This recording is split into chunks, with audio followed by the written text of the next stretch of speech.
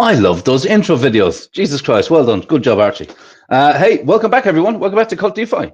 This is the channel, as you know, where we bring you really the latest and greatest in innovations in tech, in decentralized finance. What we really try to do is showcase, teams and protocols and tech, really, that exemplify what it means to be true DeFi, right? We're all here for DeFi. Tonight, we have a pretty special hour for you, really, hour, 2 hours, however long it goes on. We have got a Q&A session with DevJacob, the Godfather of MAFIA himself, the man behind the scenes, the wizard behind the curtain, shall we say. And we've got some pretty heavy hitters, not only on the MAFIA scene, but also in the general pulse chain community scene, actually.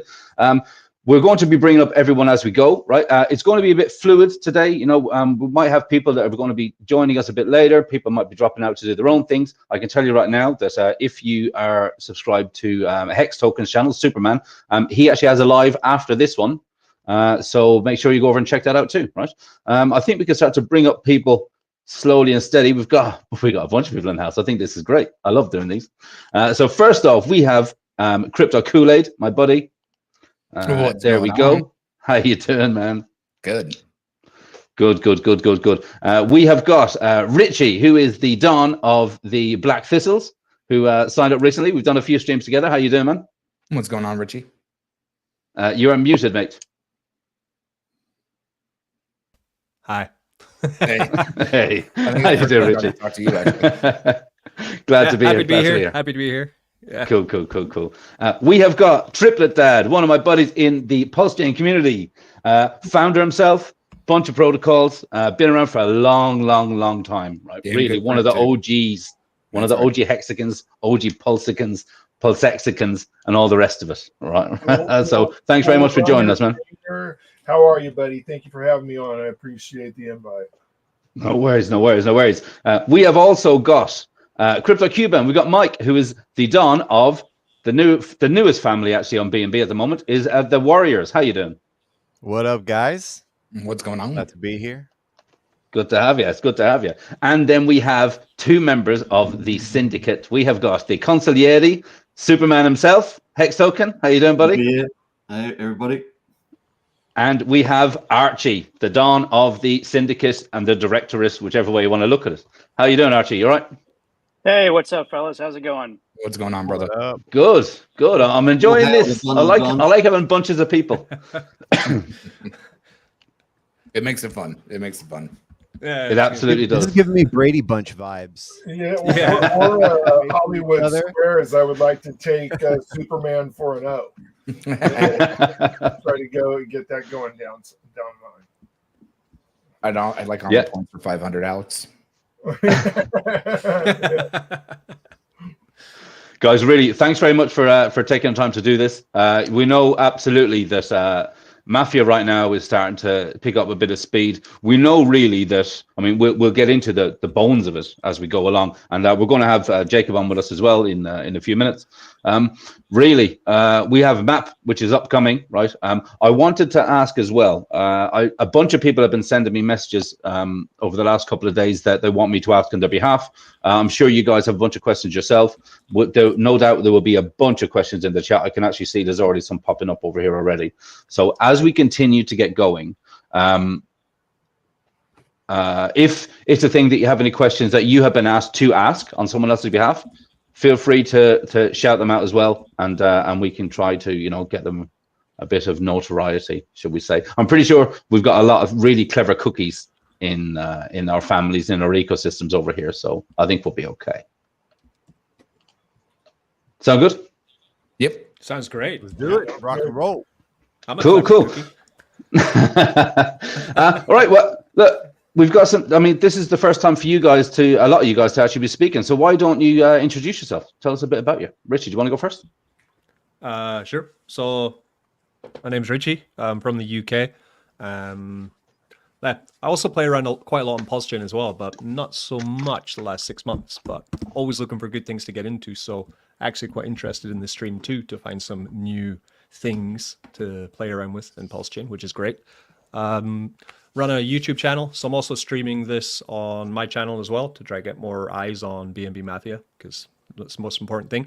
So I guess anyone who's on my channel watching and you see any of these guys And you hear anything that you're interested in getting into, then let me know and I'll link you up, because that's what I'm all about.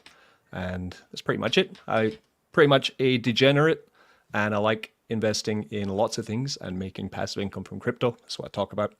That's run a DAO, which is an NFT DAO. Been about 2 years now. We've been doing that. And randomly, pretty much that's about it, really. Feel a bit shy. There's too many people. It's like being called to the front of the class, isn't it? Yeah, it is. It is. I'll have some wine. Cool. Triplet Dad, go ahead and tell us what you've got cooking, brother. Thanks for having me on, bud. Nice to meet you guys. I haven't streamed with a couple of you before. KoolAid, Superman, K-Volt for sure, but Crypto Cuban, Richie, and Archipelago. Nice to meet you guys. Yeah, that's we are Ty and I run Magic Carpet Ride, right?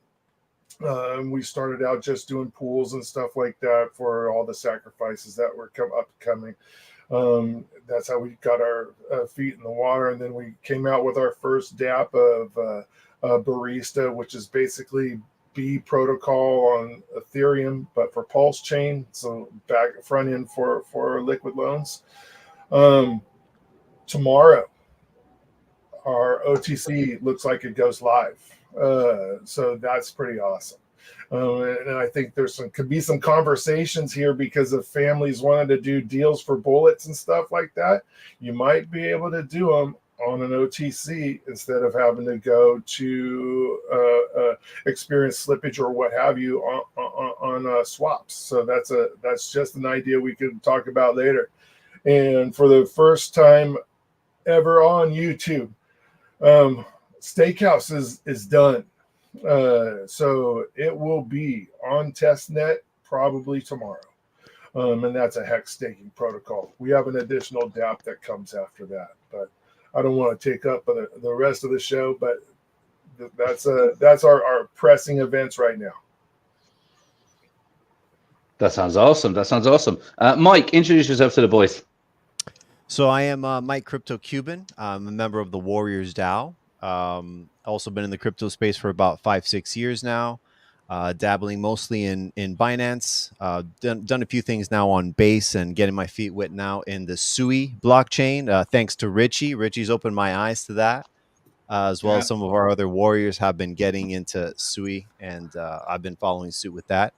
We're going along, moving up on our own platforms. We're going to be launching pretty soon.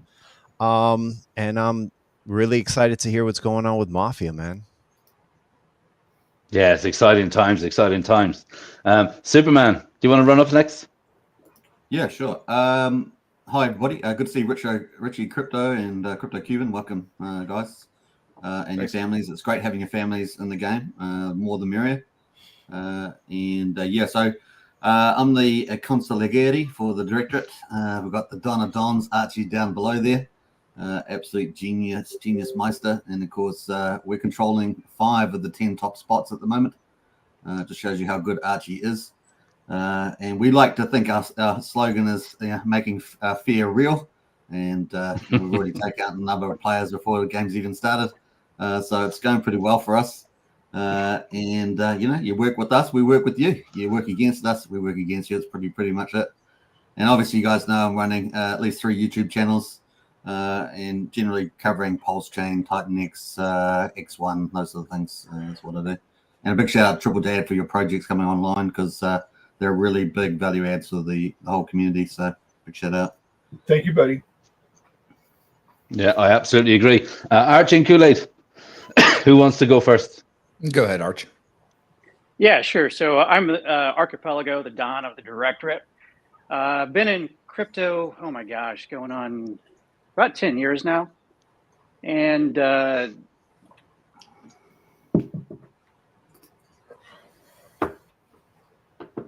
Did we lose you? I think we lost you there, Archie. Did you mute yourself? Somebody took him out. That's right. Yeah, someone's trying to attack our Don. The Don. hey, Don. yeah, sorry guys, I got somebody at the door here. Yeah, I'm the Don of the Directorate. Yeah, so Don of the Directorate, I have some fantastic members in our family, obviously. So a huge shout out to all the Directorate members. And yeah, glad to be here. Shouldn't you change your name to the Dawn of the Doors if you're going to be Dawn of the Directorate? KoolAid, introduce yourself to the boys. Oh, what's going on? I'm Crypto KoolAid. I've been a game dev for 18 years, bestly known for my work in 2017, Arcane's release of Prey. I've been in crypto since 2017. I'm one of the co-founders on the Gift Tech side of all different protocols we experimented with on Pulse Chain. And right now, Gift is not here because he's deep down working on our Pulsar stuff, which is going to bring Build on Titan X to Pulse Chain. And pretty exciting stuff across the board. So, yeah, I'm the game dev that can speak publicly about stuff that Jacob can't say because I just would use what I would do as a normal day job. So, yeah, it's great to be here with everyone. Yeah, really. Thanks very much for joining us. Yes, I mean, I have to second that. Really, KoolAid all along has been. I mean, we've streamed a bunch of times. I'm sure a lot of you guys know. KoolAid's always my go-to guy when I need to know because me personally, I don't have that much of a gaming experience background. I mean, gaming was never really my thing. I played a few games here and there over the years, but like nothing major, you know. Yeah, speaking to KoolAid, he's opened my eyes to the possibilities of what Mafia can do, and I have to say, like, I'm very pro Jacob protocols as they go anyway, because I mean, you can just pick any one of them, and the people that know about these sort of things, you know, the people that really look into contracts and that. I mean, it's. Everything he does is like a world's first, you know.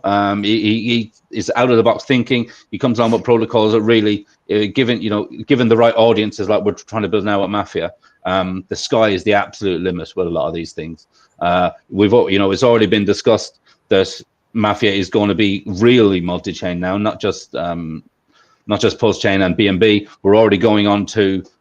Base is going to be soon. Mike, I'd like to talk to you about a bit of base later on because you already have a bit of experience over there. So we'd like to get your input. I'm sure the guys would love that too.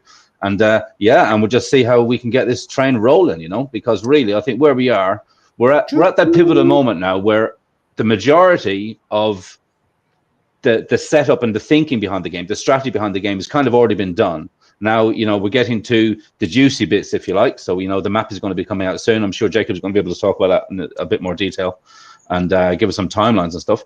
But yeah, so I think once the map is out, and you know, I'm talking to new families all the time, or new potential families all the time, new people that are coming across on all of the chains now that we're going to be on. So really, I think once the map comes out, we can start to build up a good bit of momentum, and with that momentum, then we can start to really get this thing crack-a-lacking, you know. That's right. That's right. Cool. I'm just looking here. We actually have the main man himself in the house. How you doing, Jacob? What's going on, Jacob? Hello, guys. Thank you for being here. Very proud of such a great turnout. Didn't expect that. Good to see you all. Nice to see you, Jacob. Welcome, Hello. Jacob. Hey, Jacob. Hello all. So, Busy man these days, Jacob. Very true. I just want to preface this with I would like to answer as many questions as I can, but a lot of questions will probably cross a line where we keep it due to strategy and our launch plan. I have to keep it kind of off limits. And also some type of questions might be in the realm where it's because we actually haven't decided a specific balance value, so I can't give you a definitive answer. But from what we know, we would like to give you an opportunity to get a deeper dive into how this game is going to look when we are live. And you know, any question you can put forward, but I would, you know, consider it and see if I'm able to answer or not based on basically those prefaced scenarios. Okay, is that all right? That's actually a very good. Yeah, it's very good practice. Again, we are in early access of the game, and that means things can be polished and annotated as he's going through that process. So it's a very healthy mentality to have. Thank you very much, KoolAid. Okay, so I guess that we could just jump straight in. I don't know if Colt, you have any ways you want to handle this? Yeah, well, I mean, I've actually been sent over the last few days since I announced the stream. I've been sent a number of questions. Some of them on Telegram. Some of them people have been reaching out to me over on X. So I think I'll start to roll with the ones that I have currently, if you don't mind. And then, I mean, any of the boys that have any questions or any questions that pop up as we jump on stream, we can just continue that way. Does that sound fair? Yes, sounds great. Just quickly before we start, I just want to give a shout out to Crypto Cuban and Richie as well for coming on board and bringing a very positive energy. And I think seems to me like very clever people. I have seen some of your streams, and I'm very proud that we can attract that kind of intellect into our ecosystem here, because that proves to me that we have a strong product. So thank you very much for taking the time, and I am looking forward to this. Excellent, man. Very glad to be here, bro. Yeah, thanks for the kind words. Definitely, remember when Cult sent me the information for Mafia, and he's quite persistent, which is good, right? But then, I started reading up on it and went to the docs. I was like, holy shit, like this is thick, right? And it's the game theory is fantastic. So it is a platform which I'm 100% confident is going to be an absolute banger of a project and a game, and it's just going to grow and grow and grow as we get further into this cycle. So for me, it's a no-brainer to get involved with Mafia. Absolutely. Thank you, the community is one of the most active that I'm in at the moment. So, it's all green flags. It's great. That's excellent. That sounds excellent. Okay, I really have a first question. Really, when land tiles? Yeah, so I would consider us around 80% finished with the map update. The thing is that this update is kind of one of those updates that just keeps growing because you see new potentials, and you also at the same time know that this update will set the standard for the visual presence of Mafia, what will be shared on social media. And because of that, we really wanted to take just a couple of digs deeper than what we initially planned, and that obviously results in slightly longer timelines. I was speaking with the entire team today early on a meeting, and I think we agreed, all of us, contract engineer, the backend engineer, and front-end developers, we all agreed that this was the most comprehensive crypto update we have ever done, and that's like 4 years of full-time development, multiple people. So it's significant, but for good reason. And honestly, we can't really wait to see you guys' reaction to what we have done. It's kind of incredible. So right now we are just really adjusting the game mechanics of it. One thing is making something beautiful. The other thing is making it make sense over a 10-year period. So that's where we are down in the nitty-gritty details of actually making everything bind together in a way that creates a game with a strategy, and a balance. So it takes time, but quality does take time. So that's right. You want quality over quickly, especially with game dev. You want that evergreen ecosystem, especially with something that's a live service. Agree. Yeah. So do we know then, with the land tiles, do we know how land tiles are going to affect an individual player's worth and their family's worth at this stage? Yes, we do. A land tile, and based on its development stage, will have a worth associated with it, just like any other item does in the game. So the more tiles you own, the more assets you own, and the more worth your profile has, right? Kind of the same as a land tile will be just like an item in your inventory. And you can transfer it, you can list it on the market, it's treated as a complete normal inventory item, except this item can be upgraded. So imagine you open in the RNG, you open a level 1 house. Now, based on time and in-game cash, you can upgrade it to a level 2, and then so on and up to the ultimate level. And as you do that, you are pouring more capital and time into that asset, and it also increases in value and demand on the market if you were to list it. So that's the way that we are going to handle land tiles. They will be just as a regular in-game item, but you can only open one of these land tiles in a specific land crate, a separate page from the item crate opening scenario we have right now. Yeah, and just to clarify that for the other people, I assume that you're using the page to gate which key gets used for which tech tree side. So it's going to be the same key across the board. However, what page you're in, the crate page or the land page, would dictate from what pool the key goes into, correct? Yes, the keys are a universal tool that you can spend in many areas. For instance, for the Player Plus, or you can, you can spend it on currently both opening a crate, but also in opening the land tiles. And over time, there will be many ways of using the game keys, for instance, for Nodi credits or for the helper bots.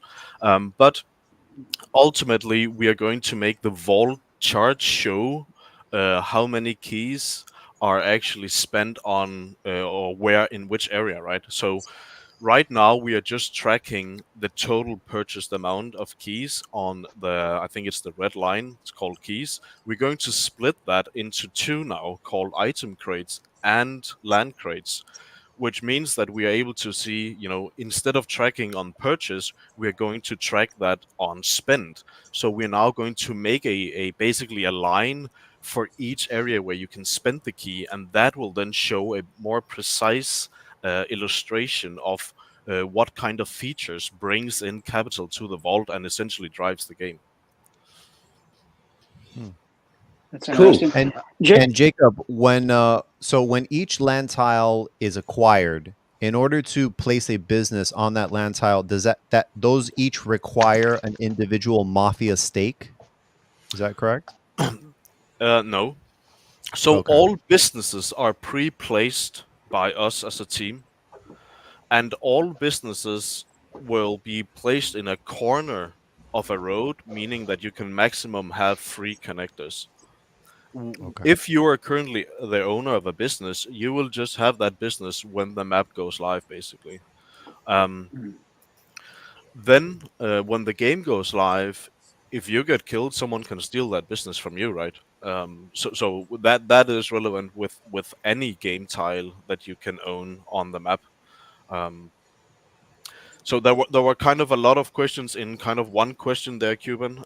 If you could, if that answers anything. So it kind of does, yeah. And then it also opens up another question, which is how valuable will Mafia be when it comes to those land tiles and those businesses? As far as regular maintenance, those require like cash to run the actual business?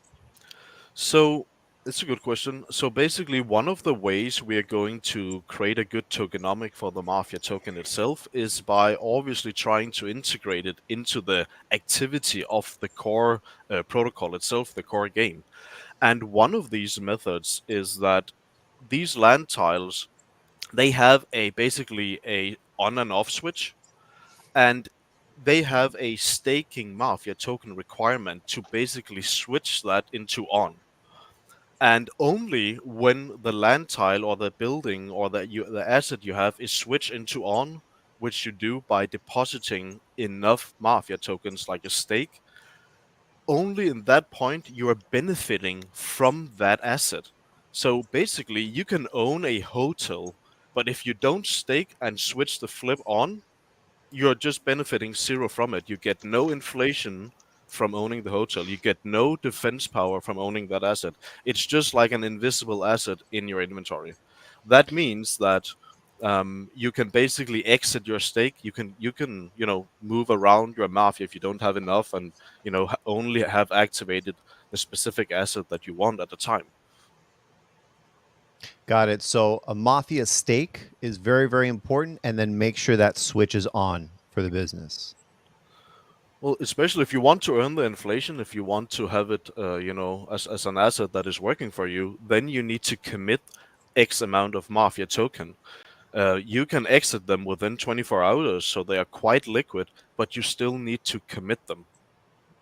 And how is that going to be in relation to the staking that's already done within the family bank? Because those won't be released till lock. Launch, right? That's a very good question. They're basically separate. So staking for a land tile to open it is separate from making a stake for the family bank. But what combines it is that based on how many land tiles you own is going to increase the rate of which you weekly can extract your Mafia tokens back from that initial stake you made to the family bank. And then one other thing I was trying to answer for you while we were waiting for the circle to come around. Businesses, because they are not upgradable, do not require stake Mafia to be active. Is that correct? That is correct, yes. Yep, and then also all businesses are automatically pre-socketed in game, whether you wanted them to be or not. If you are holding it, it is automatically live at launch of game. Your assets will be automatically placed into the region of city and the type of tech business that it is. Yes, there will be no scenario where someone is placing a tile on the map. Everything will be pre-placed, and opening a land crate just has X amount of possibilities to reward you a certain tile. I think out of 1,500 tiles in each city, on average we have 650 available from start, and everything else, the 900, is occupied by nature, water, roads, businesses, all sorts of interesting stuff that you as a user cannot just simply acquire, that is basically unacquirable, right? So what I think is that if we have a scenario with 11 cities and we actually only have 650 user tiles per city, I'm just going to say this right now. If we are getting even remotely close to doing an Axie Infinity kind of size game, that is going to be an extremely rare tile, right? 650 times 11, that's nothing.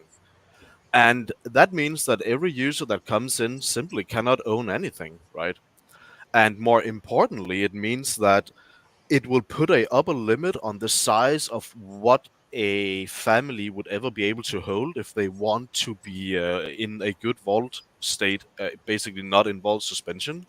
So what I could see happening, imagining those kind of numbers of players, is that it would be very rare to even be in a family. Right now, everyone is in a family, right? But in a Axie Infinity kind of adoption scenario, less than 1% of all players will even be in a family. So you would end up having made men and then just random gangsters all over the place. That's because of the way we have structured the HQ size. And the way that I'm looking at it right now, I can't see a family growing above 300 without going into vault suspension. That will be very difficult. And you only have 8 families maximum per city, right? So it's quite easy numbers you can do. And if you look at how many players that could potentially come in with proper marketing and adoption, it will be interesting to see if that balance switches from everyone in a family to now being a very rare thing to even be in a family, right? Very interesting. Sure. And another simulation, I don't want to dig deep to the weeds, but let's just say you were a lone wolf. Detectives inherently of themselves can only scour within their own city. And so if you are not affiliated to a city, being a lone wolf, being in any city that you decide to place your character, it would be hard or expensive to use detectives to track down characters, or will detectives be able to work cross-region, cross-continent? No, you need to hire detectives in each city where you want to. So detectives only work within the city they are hired, but you can from one spot hire detectives in all cities if you just put up the money. Sure, but if someone that was for example, for the Gearheads, our primary HQ is in Vegas. So if you wanted to find someone in the Gearheads, you would use a detective agency in Vegas. But if you were a lone wolf player, you could theoretically be anywhere in the world, and it would be very expensive to try to track you down because the player can immediately move from Caracas to Nipoli, and then you would be spending your detectives looking for someone that could move. Yes, and that's why when they find them, you need to act quick, unless it's a player that is sleeping. If it's an active player who is traveling for selling and buying narcotics and alcohol, then what will happen is that your detectives will have a positive location hit, and before you travel there yourself, they might be gone, right? And then you need to find that wallet all over again, that player all over again. Okay, we have a question from the chat here from Max Payne. Max has asked, Jacob, please explain the logic of pre-selecting 8 HQ locations per city. Yeah, this is a good one. So we have 8 locations per city, and what we're going to do is that we are going to pre-place all of those tiles. Basically, that's just a graphic tile that looks like a mafia headquarter, right? And that tile will be predefined with a current family, if there is one in that city, and we will basically pre-fill everyone's position and everyone's tiles. We will do this with a random draw because each city has 8 locations, and we don't just want to say Syndicate goes here and OGs goes there. We're just going to do that as an internal draw. What we have done, though, is that all positions are supposed to be somewhat equal in opportunity and weakness. So each position a HQ is placed in has weakness and strengths, right? So it doesn't really matter that much what kind of starting point you're getting.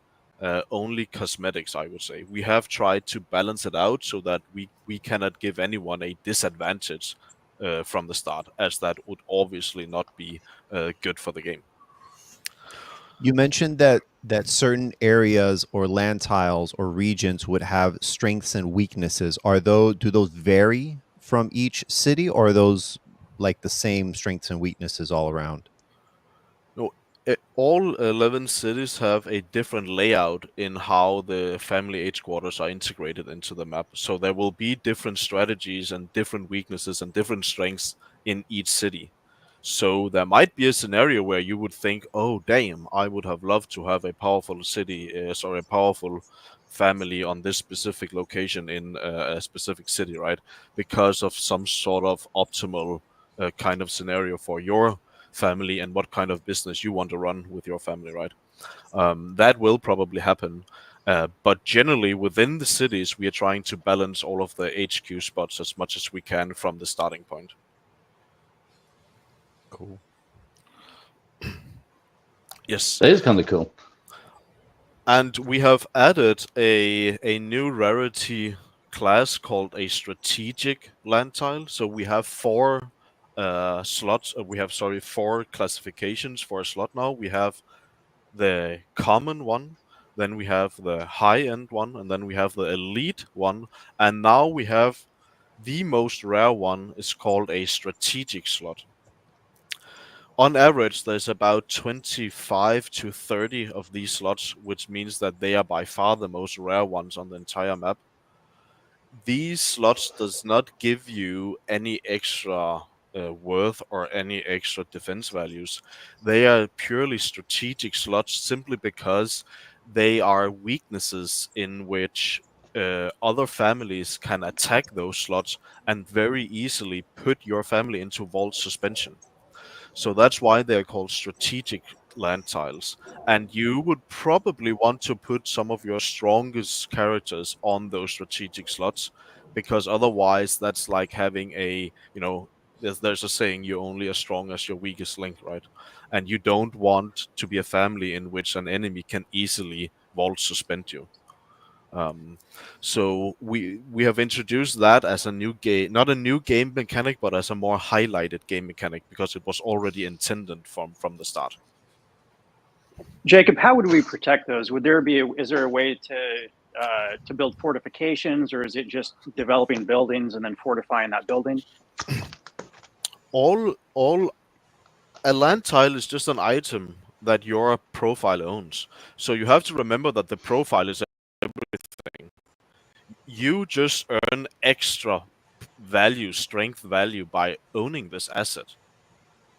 So everything comes down to your profile and the profile's rank and the profile's worth value and the profile's strength. And with all of these scenarios, that plays into how strong is your player, right? If someone attacks someone who is holding a very important strategic tile for the syndicate, that player, if that strategic holder dies, then it would put the syndicate into vault suspension until you reacquire that tile. And in the meanwhile, all of the other families are sharing what you are normally getting.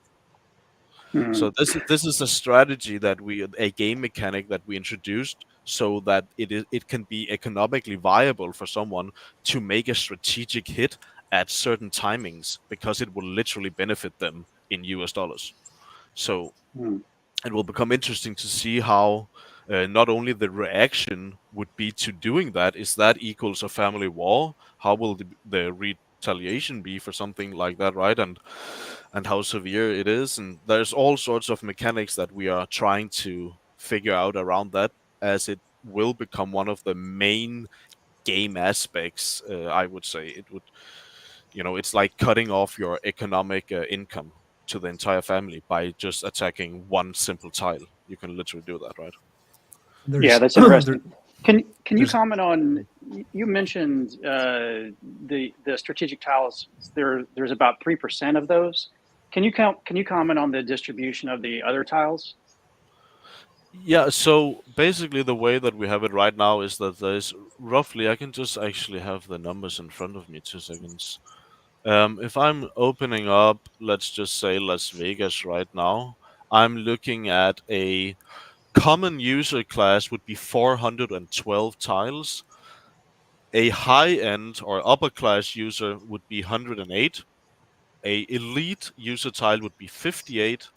And then I have on the strategic user 39 actually. So a little bit more than I remember, but 39 on the strategic user. So it will be the most rare tile to get. But the interesting thing with the strategic user tile is that if you are an unrelated user that opens a syndicate strategic tile, you basically have two options, right? Either A, you trade it with them, you offer them as a gift, you sell it on the market, whatever, or you decide to keep it, right? But now you're in a scenario where the syndicate needs this tile, otherwise they'll never get a payout from the vault.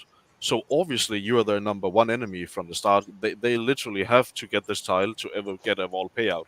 So this user, understanding that, would obviously make a logical decision to either sell it or just accept to lose it, or get or the player will be eliminated, right? So there are some interesting scenarios where someone could speculate on the value of strategic tiles where a family has not been created yet. Because if there was adoption and all of the family spots that needs to be created and taken, they will need those spots, right? But right now, there's no risk in holding them because nobody is fighting over them, right? Right now, we Right. only have 20 families, but there's 88 availability. So you could actually acquire those very rare strategic tiles and speculate that a family in the future will come and they would be interested in purchasing them from you, right? So there's all sorts of interesting plays, but you guys will realize all of these things when the map update actually goes live, right? Because there's so many nuances and ways that you could, look at this and how you could play it. And a guy like Escargot or JHex, he will obviously figure out a way to just push maximum RNG and maximum volume, and then just not care about anything else on that. Now, question is for you it- there. Those land tiles, how will they be visible to people that are under Player Plus? Also, when the game goes live out of EA, you can see from the family profile who owns what business. Is that going to be obfuscated at any point in the future? It's a very good question, KoolAid, and this question is actually also relevant for killing someone, because if you kill someone and you automatically take their tiles, then now it's quite obvious who killed that player, right? So there's no anonymity in killing someone and getting their tiles. And to answer your question is that we would like to make the entire city and the ownership of the city public. So you would not be able to hide the fact that you own this tile. All of that will be visible in the UI. Interesting. Jacob, when you do kill somebody, if they have items listed on the marketplace, what happens to those items? Do those items then become yours? Because I'm thinking of a scenario where, let's say that you get a strategic land tile and you just want to keep that perpetually out of bounds for an opposing family. Could you list that on the market for some cost prohibitive price, like $20,000, just to keep it out of bounds for forever? Or is there some mechanism that would prevent that from happening? Yeah, obviously this is actually something that we haven't really found the perfect solution to yet, but we obviously want to figure out a fallback function where the item can be retrieved back to either protocol control or back to killer control, right? So whoever killed that person who had the market listing for sale then assumes ownership of that market item, right? I think and when a wallet is killed, it should also automatically cancel all market listings, I think, and then the item should go to the killer wallet, right? Something like that. But it is a scenario that we have to take into account, but we just haven't had the really time to think about that yet. Sure, makes sense.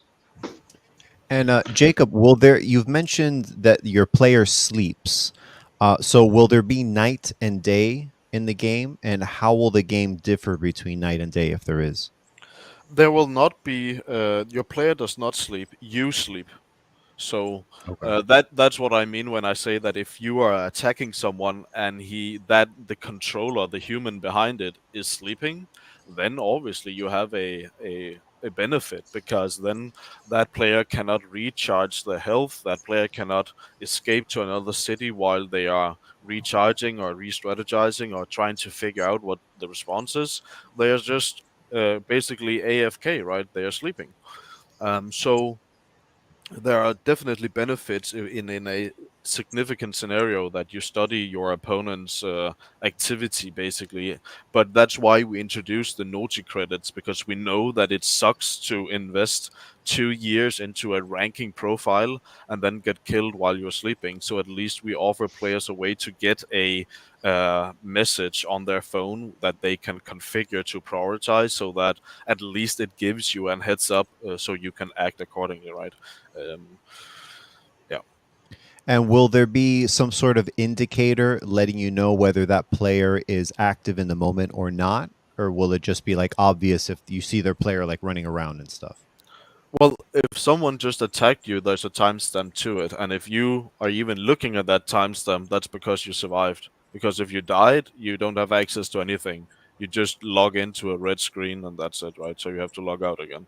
So you can't access anything when you're dead. So it's already positive that you survived, right? But now you have the information. You can see what account attacked you, and you can look at your health and say, and maybe you lost a bodyguard, or maybe you lost a car, or maybe you lost a asset. Now you can see, holy damn, this was a serious attack. Maybe you even killed that person in backfire, you know? Wasn't there a 30-minute cooldown on attacking and also defending or reloading or something? That, I mean, I think that was earlier on, but I mean, obviously things to change in early access. There's not a cooldown on defending. There's a cooldown on killing, yes.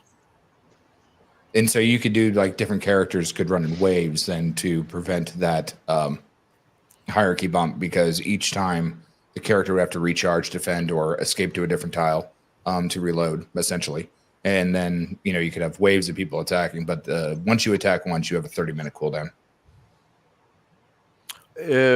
I think it's 2 hours we're gonna go with. So you have to wait 2 hours, and in that period you can only get attacked and not shoot. Only your backfire will be able to shoot back, but you cannot make a direct attack. So that's the timing where you either go to safe house or you travel to other cities, so that their detectives would have to start all over, and you can draw out time, right, until you are basically back and you have recharged your health. You have, you know, maybe acquired new bullets from the market or whatever you need, right? Sure, and all that kind of dovetails back into action, movement, and turn in cycles. Like, what does 2 hours mean to a particular, diagram of action, turn, and movement within those types of regions? Have you fleshed all that out yet? And then if not, no worries, because that's very critical information that, you know, who knows if you've done your machinations on it or anything like that to get it forward yet. In general, the turn, as you call it, will be you and the protocol and the cooldowns. But since everyone that you are interacting with and all of your opponents, they are on the same kind of, you know, their own cooldown schedule, right? Mm-hmm. You might be able to kill someone in 5 minutes, but they might be able to do it in 1 hour and 40 minutes. You might be able to travel in 12 minutes, but they are only able to travel in 37 minutes, right? So everyone is basically playing. The interesting part is that everyone is playing against the protocol in an isolated track against the protocol. And if everyone was just the best friends forever, nobody would do anything, and they would literally just only inflate the currency from the protocol by doing the in-game action. But because that's a fantasy scenario that will never happen because humans are greedy and I want more than you, because of that mechanic, people will start jumping away from just inflating the protocol, and they would look at each other instead and want to take some of that capital from each other, right? That's where the entire game mechanic happens. And and actually that also spells into an interesting thought that I had, where if you want to win in this game, what you actually have to do is you have to earn more in-game cash than the average player does, because that's how your capital gets more valuable. Imagine I want to create the same scenarios in real life where in-game cash is inflating, but if you put it into hard assets, then you can protect the value, right? And that's what land tiles are partially also for, that you put the cash into the tiles, but because of the game mechanics, there's no inflating of the tiles. And if you onboard 100,000 users, there's still only the same amount of tiles, but those 100,000 users are still minting in-game cash based on their actions, right? They're still doing crimes, they're still stealing cars, they're still doing all of these free things that are based on time, but does inflate the cash currency, right? But they cannot get the tiles. So that's where we have this basically the mimic of how real life also works with these kind of things. Yeah, sorry, just a side thought. Oh no, it's actually it's a well thing to do, because no matter where a game mimics real reality at its purest of a form and function. So no, I definitely understand that. Yeah, that's really interesting on the cooldown piece, Jacob. And I'm glad you brought that up too late. So with respect to the cooldowns, is that a global cooldown? Does everybody have their own global cooldown where you can't perform any action until that? Let's say that if you're traveling, for instance, or doing whatever, smuggling, if that requires a cooldown after completing that action, or the cooldowns related to specific functions within the game for like attacking, for instance. Does that make sense? Yeah, it makes sense. That's a good question. And actually the answer is both, because you have a global cooldown for your account and that's called jail. So if you make a failed crime, you go to jail for a certain amount of time, and that's a global cooldown, meaning you can't do any function in the protocol. You cannot even change the page. You're just stuck there, and you feel like you're in jail, right? But let's say you do a crime and it's successful. That's an individual cooldown. You can still travel, you can still kill, you can still do anything. You just cannot do that crime again until the 4 minutes has counted down or whatever it is, right? Yeah, so a good way to look at it is there's a global clock that each character has based on their turns and actions, and then their parameters that are a global requirement per which tech tree or action or parameter that they're engaging with. Yeah, that's what I was going to ask. Is it's related to the specific action, not a class of actions, for instance, right? Does that make sense? Yeah, like, it's either all of them or individually. Okay. Yeah. Cool, Jacob. I can see in the chat a few people are asking about. Excuse me. A few people are asking about deposits and withdrawals. Could you jump into that for a little bit, because I know you put a post in the Telegram the other day, but I'm sure we have a bunch of people in here right now that haven't had a chance to see that yet. Yeah, okay. So we thought quite a bit about this, deposits and withdrawals. This is quite an important part of the economic balance in the protocol. To me, it's important that when someone, an active player, spends their time and effort and energy into something, what they get out of it should be something that they feel is valuable. It should be something that they can respect, so that it makes sense for them to put in the work and the time. And that requires that the in-game protocols currency you are earning from doing these tasks, it needs to have a realistic exit with a realistic USD value, because that's how you can, basically defend for yourself that you are doing this to earn money, right?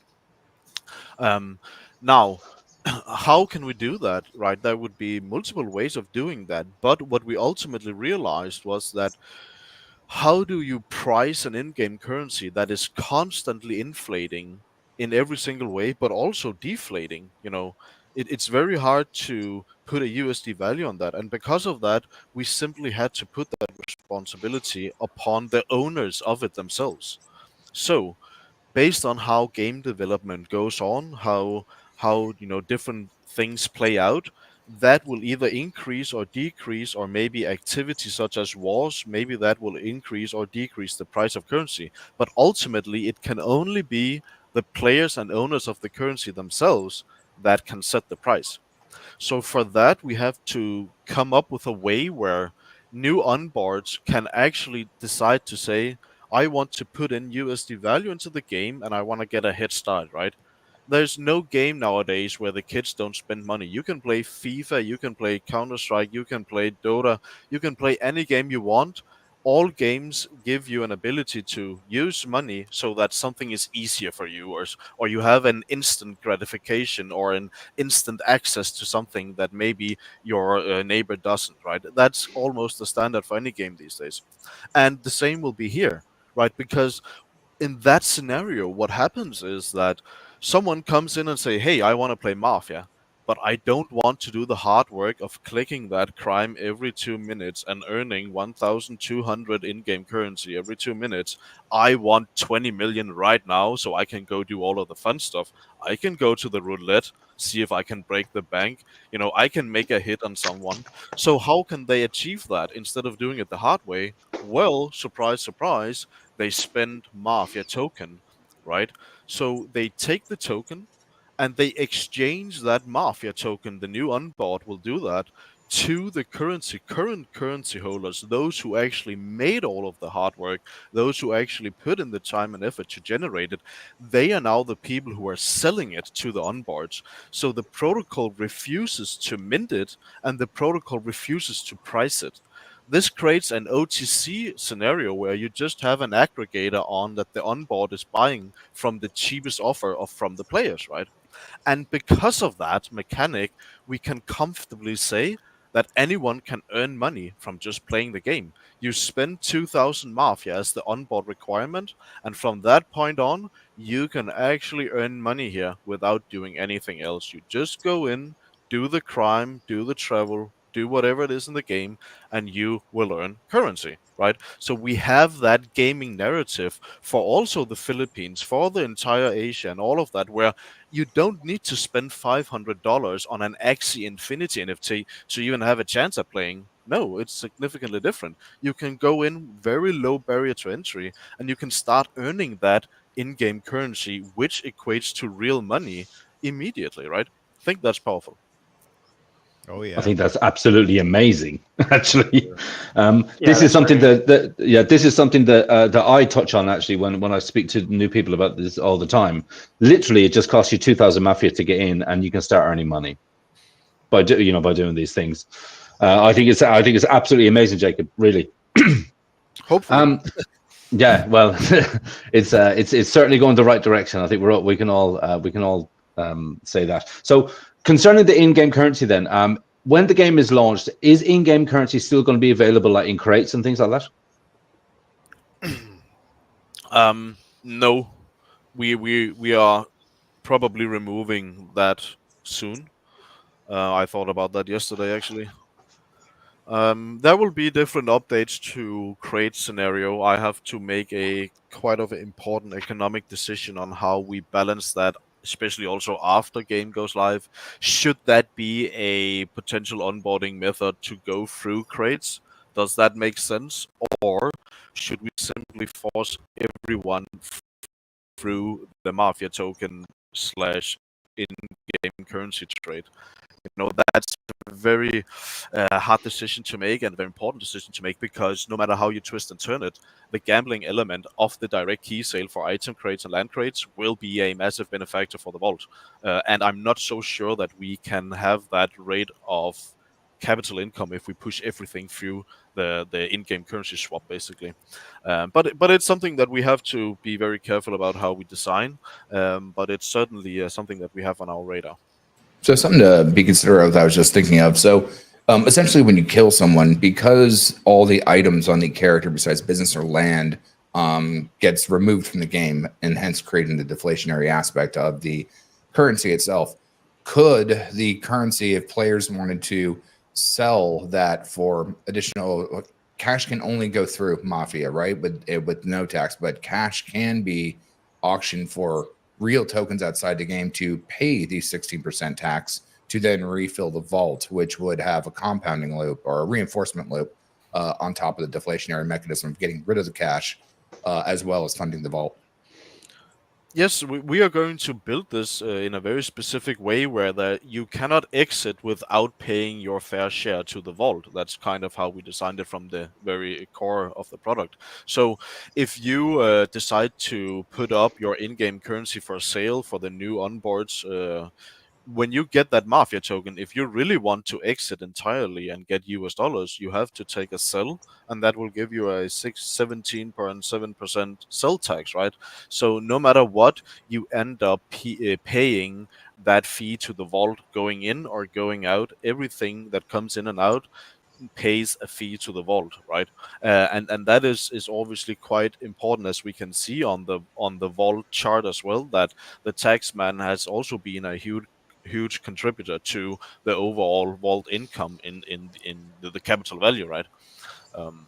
Right. But what I was also stipulating is that could be paying the tax man is a different way to make the token, the in-game cash token, deflate rather inflating if everyone is hoarding their cash.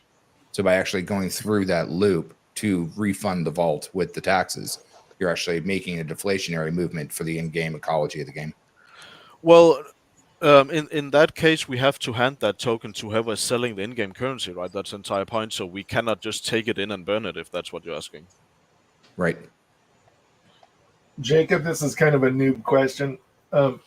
What if I was a crazy guy named KoolAid, right? And I like to go into the Nevada desert for 2 weeks a year and listen to Diplo. When people go to sleep and they're vulnerable, is KoolAid vulnerable for that entire 2 weeks he's in the desert? I would be vulnerable, yes, but I would also make sure that I was protected during that time. Yeah. So he would bring his Starlink router. I would definitely have that too. Now, here's an interesting fact if we want to tiptoe around that. Let's just say I am in a land tile, and let's say 3 of my Mafia family people are there, and one person comes and attacks that person. Is there a hierarchy on defense that the other 3 people would not get in front of because I'm a higher rank to help defend me? So is there a grouping of people when someone attacks a particular tile or a reference of tile? And I don't think we've really discussed this with you, but like things like hand grenades or Molotov cocktails, those are PBAE or AOE attack mechanisms. So those would hit everyone within a region versus not. How are we going to be looking at that, or is that still TBD? Something like that is generally not on the plate at all. It is literally individual attacks on individual wallets at all time. And some of these things are not because they would be nice or they would be good ideas. It's just because when you're working inside of Solidity first and foremost, and on chains that are missing different kind of infrastructure, you're really limited to what you can do, and the complexity in some ways can also be too much. Also for the users, both for the developers and the users, right? So I think right now we are at a position where we are not looking at something like that, but that doesn't mean that we can't be in the future, and that doesn't mean that it's not a good idea. But right now we are not really trying to add that kind of complexity now. No, of course. And if you were going to slate that into a tech tier or DLC, it could be something that you could use for the Noti credits or something of that nature that's pre-scripted, but obviously with Solidity as the parameter that you have to deal with on the base layer, or Solana, or whatever you had to change with each different chain. No, that makes sense. And Jacob, just to kind of go more over on KoolAid's question there. So other family members within your family aren't able to defend you or attack with you?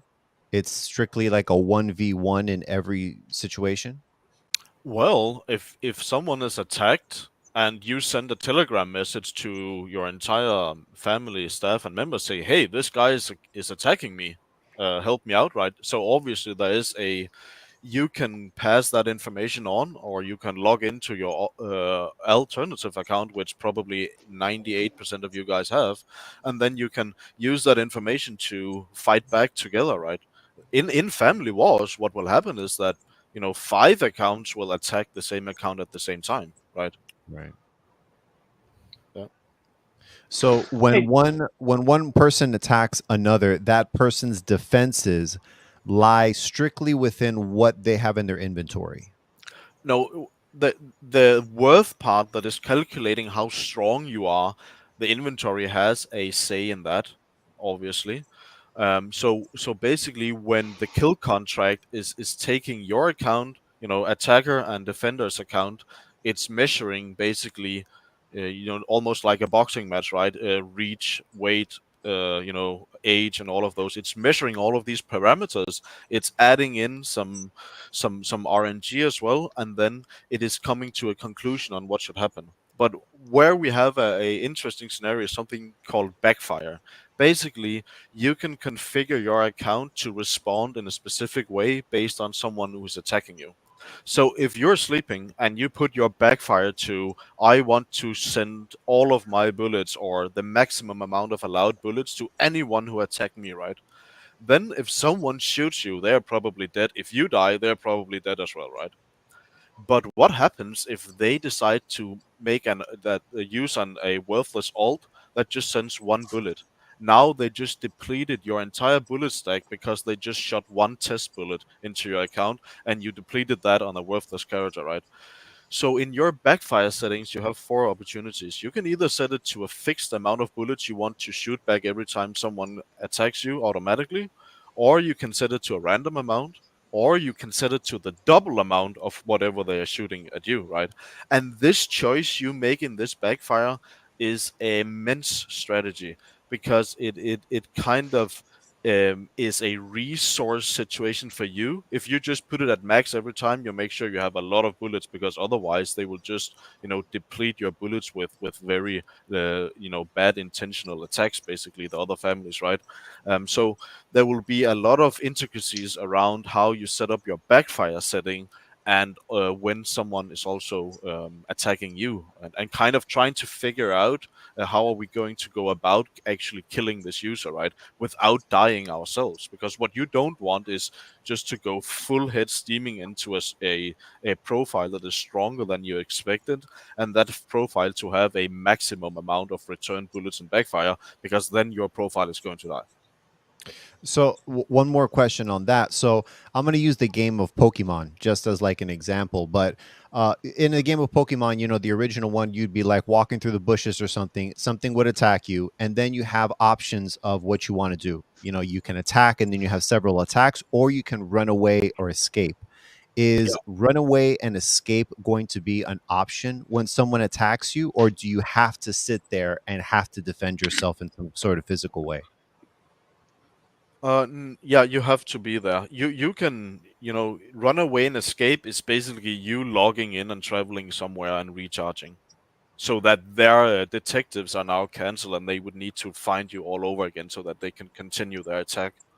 But because everyone is basically playing on their own timeline, you cannot have a scenario where 2 people are standing across each other and I click one button, you click a button, I click a button.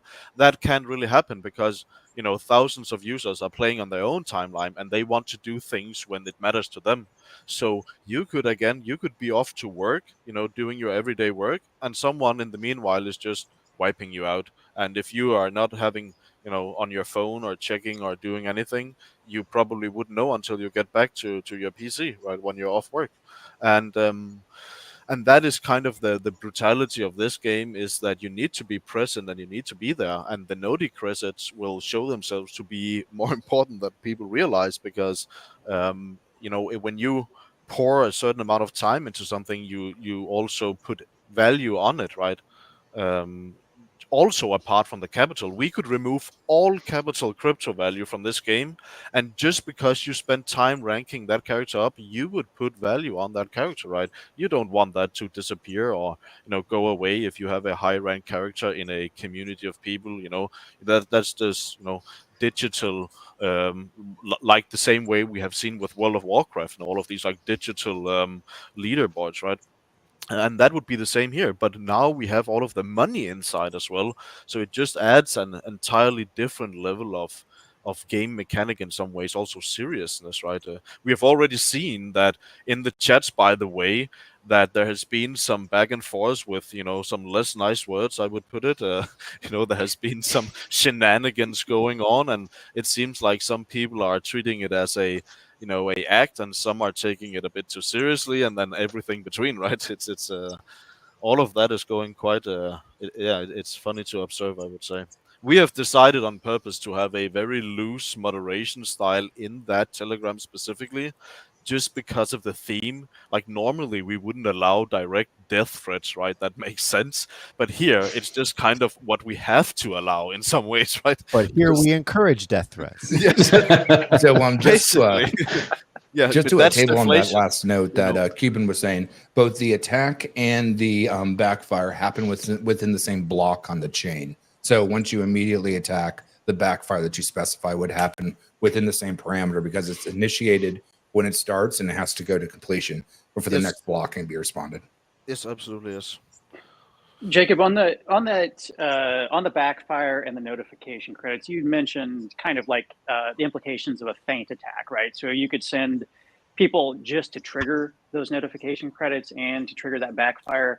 Is there any mechanism that will be in place to dampen that down? Because theoretically, I mean, apart from just the level of requirement to attack somebody, theoretically you could, as long as you had a stream of alts within a certain range, you could just continually send them at a target to trigger those. Is that a fair statement, or is there any mechanism that would prevent that other than the level of requirement? Well, you could set your backfire to random.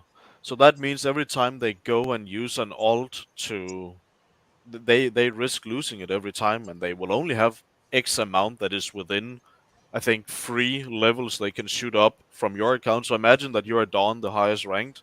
That's a significant account they are sacrificing just to test your backfire setting. Like, they spend months on building that account that can even begin to shoot at you, right? Okay, that makes sense. Yeah. Also, on the this might be kind of breaching into the secret sauce territory, and I don't want to get it too much into this, but right now, player ranking and family ranking is largely a function of liquid and staked mafia and inventory, and I think there are other things like player age and other things to a lesser degree. Going forward, as additional mechanics are introduced into the game, skills, honor, other things like that, in my mind, inventory becomes less important, even though we have the injection of land tiles into that pool as well. Can you comment on whether or not that line of thinking is correct? And if it is, what would be the additional factors that would be important into that ranking? Yeah, so that is correct that I think we are at a situation where we have to figure out what is the right balance, right? Because obviously you want to have a scenario where someone can put in capital, boost the game and the economy for everyone, and then also get something out of it, right? So, but at the same time, you also want to reward a value that is not just acquirable by spending money. So for instance, something called honor points, right? Where you have 1 point on one wallet, and let's say you could send that point once every week. Whoever accumulated most of those couldn't, well, in theory they could have bought them, I guess, on Telegram or whatever, but the thing is that vote would be a more healthy sign of who's supposed to be maybe stronger than just the capital value of the inventory, right? I think that makes logical sense. But it is still a balance where we need to find out how can we give profiles strength based on something else than what is just directly purchasable, right? And the best way to do that is the ranking itself, because the only way to gain rank is by doing all of the actions, the turn-based actions on the contracts, like doing a crime, buying, smuggling, traveling, all of these things. That's how you get your rank. You cannot purchase your rank. You can spend $1 million in this game and you would still be a newbie that could be wiped out like nothing if you didn't rank your profile. right? Rank is the single most important factor in the entire game, and what also defines the value of your character. It is the time that you put in is what is really valuable, and not how much money you put in. But of course, because we're in a scenario where people have not been able to put in time, now what is directly available to us to proceed. So there will be a balance between both of them. Hmm. Okay, Hey, so sorry, just a moment. go ahead, I was going to bounce out now, but I'd be great if Jacob, you come on my YouTube channel to do some more questioning soon. That'd be great. Yeah, thank you very much, Superman. I right, will cheers. certainly consider that. Thank you. All right, thank you. Bye. And Jacob, so do each types of family members, and what I mean by that is, Don Consigliere and a regular teammate, Capo, when they commit crimes, do they all get the same amount of experience or the same amount of rank, or does that change depending on where you sit in your family hierarchy? No, that doesn't change based on if you're a Dawn or the lowest rank. The ranking is same for everyone. So the thing is that when you make a crime, you can either be successful, you can fail, or you can go to jail. So basically 2 out of 3 outcomes will not give you any rank points or any in-game currency. But the third option, which is success, it gives you in-game in inflation, and it gives you rank points, right? And that is just you against the protocol. And your Dawn will be doing the same things as you do, but your Dawn will probably be spending keys on purchasing helper credits, because helper credits are the only way that you can automate those ranking XP actions, which is creating a crime, making a crime, traveling, buying, and all of that. All of those time-consuming actions can be replaced with the helper credits, simply because that's the only way we can combat a cheater. Right. And then And so, if like, to step into that one more time. So, while you're running with helper credits, obviously Sam and Frank's for offensive defense makes sense, and you can only have one bodyguard equipped at a time. Which one is going to help you be more successful in crimes? Is that going to be connections or economy? Because both of those really weren't dug into on how those tech trees between economy and connections split out. Yeah, that I won't go into, Yeah, KoolAid, no worries. but I will say though that the helper credits cannot save you in a scenario where you're being attacked. It's not like you can use that to fight for you and run away and all sorts of stuff. The helper credits is simply just there to make the basically the timed ranking actions for you. So you can enable a helper credit with maybe 5,000 credits, and that would equal 5,000 of these actions, where you don't have to do that yourself on chain, paying the gas, being there, doing it, right? Of course. Yeah, no, my question was more or less like, while you're XPing, so to say, doing crimes, heists, and all the rest of that, which of those bodyguards may help? But if that's still, early access, working through the itemization and characterization of it, yeah, no, I completely understand, since I've got 11 days to get my own early access out. So I get you there. Yeah. Well, I would say that I can say that if you were doing those actions yourself, it would be the exact same. So your bodyguard setup would be the same. Doesn't matter if it's your helper credit bot that is doing any of the actions for you. It's still the same setup you have for the entire account in an attack scenario. The helper credit bots will not be something in that way that can do anything significant for you, or it cannot save you. What it can do is just save you time on ranking, and all basically just be competitive on ranking. Because if we didn't introduce this, you would just see someone, a developer, he would outrank everyone and kill everyone and take over the entire game. So I would personally be able to do that if it was me. But with this here, I basically offer that powerful opportunity to every single average Joe. So yeah, Sure. And I think an important note that, so with the helper credits, each unit of credit is one interaction or one random encounter, if you will, for each one. So 5,000 helper credits is 5,000 actions. As example, yes. Yep. When you yeah, come on. I'm sorry, go ahead.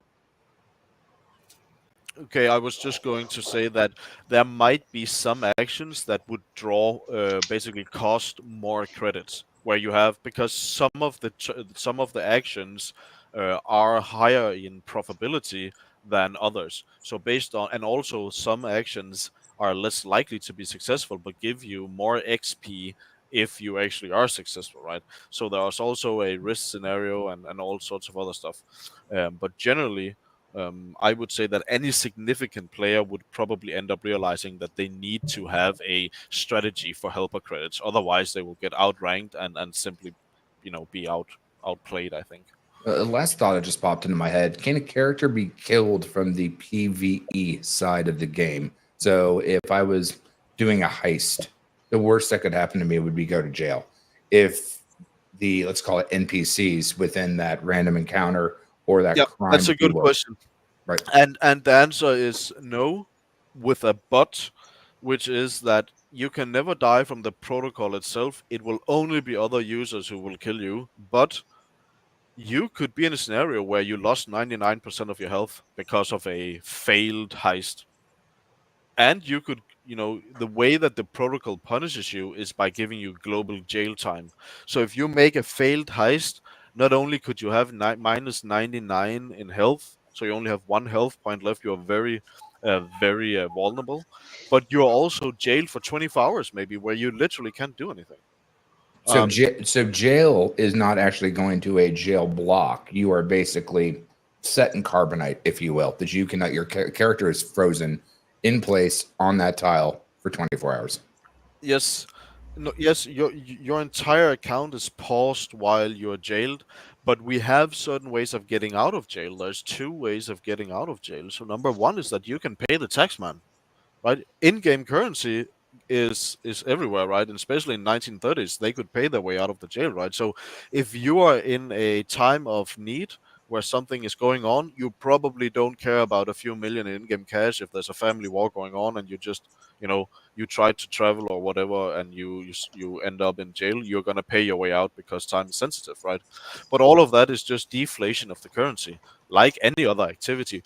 In some ways, you could always say a very easy way to look at it is every single activity that happens between users is deflation for the protocol. So every time someone does anything between 2 users, it's positive for the protocol. So it needs to kind of incentivize people basically being upset about each other, right?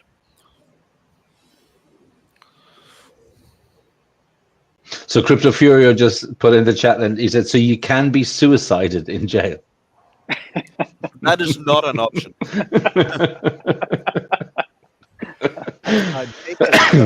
Does a player need to eat? Can you go to a bar and get drunk and drive drunk and your actions are impaired by being drunk? Do cars need gas? Archie and I are getting trashed. Booze Warehouse, man.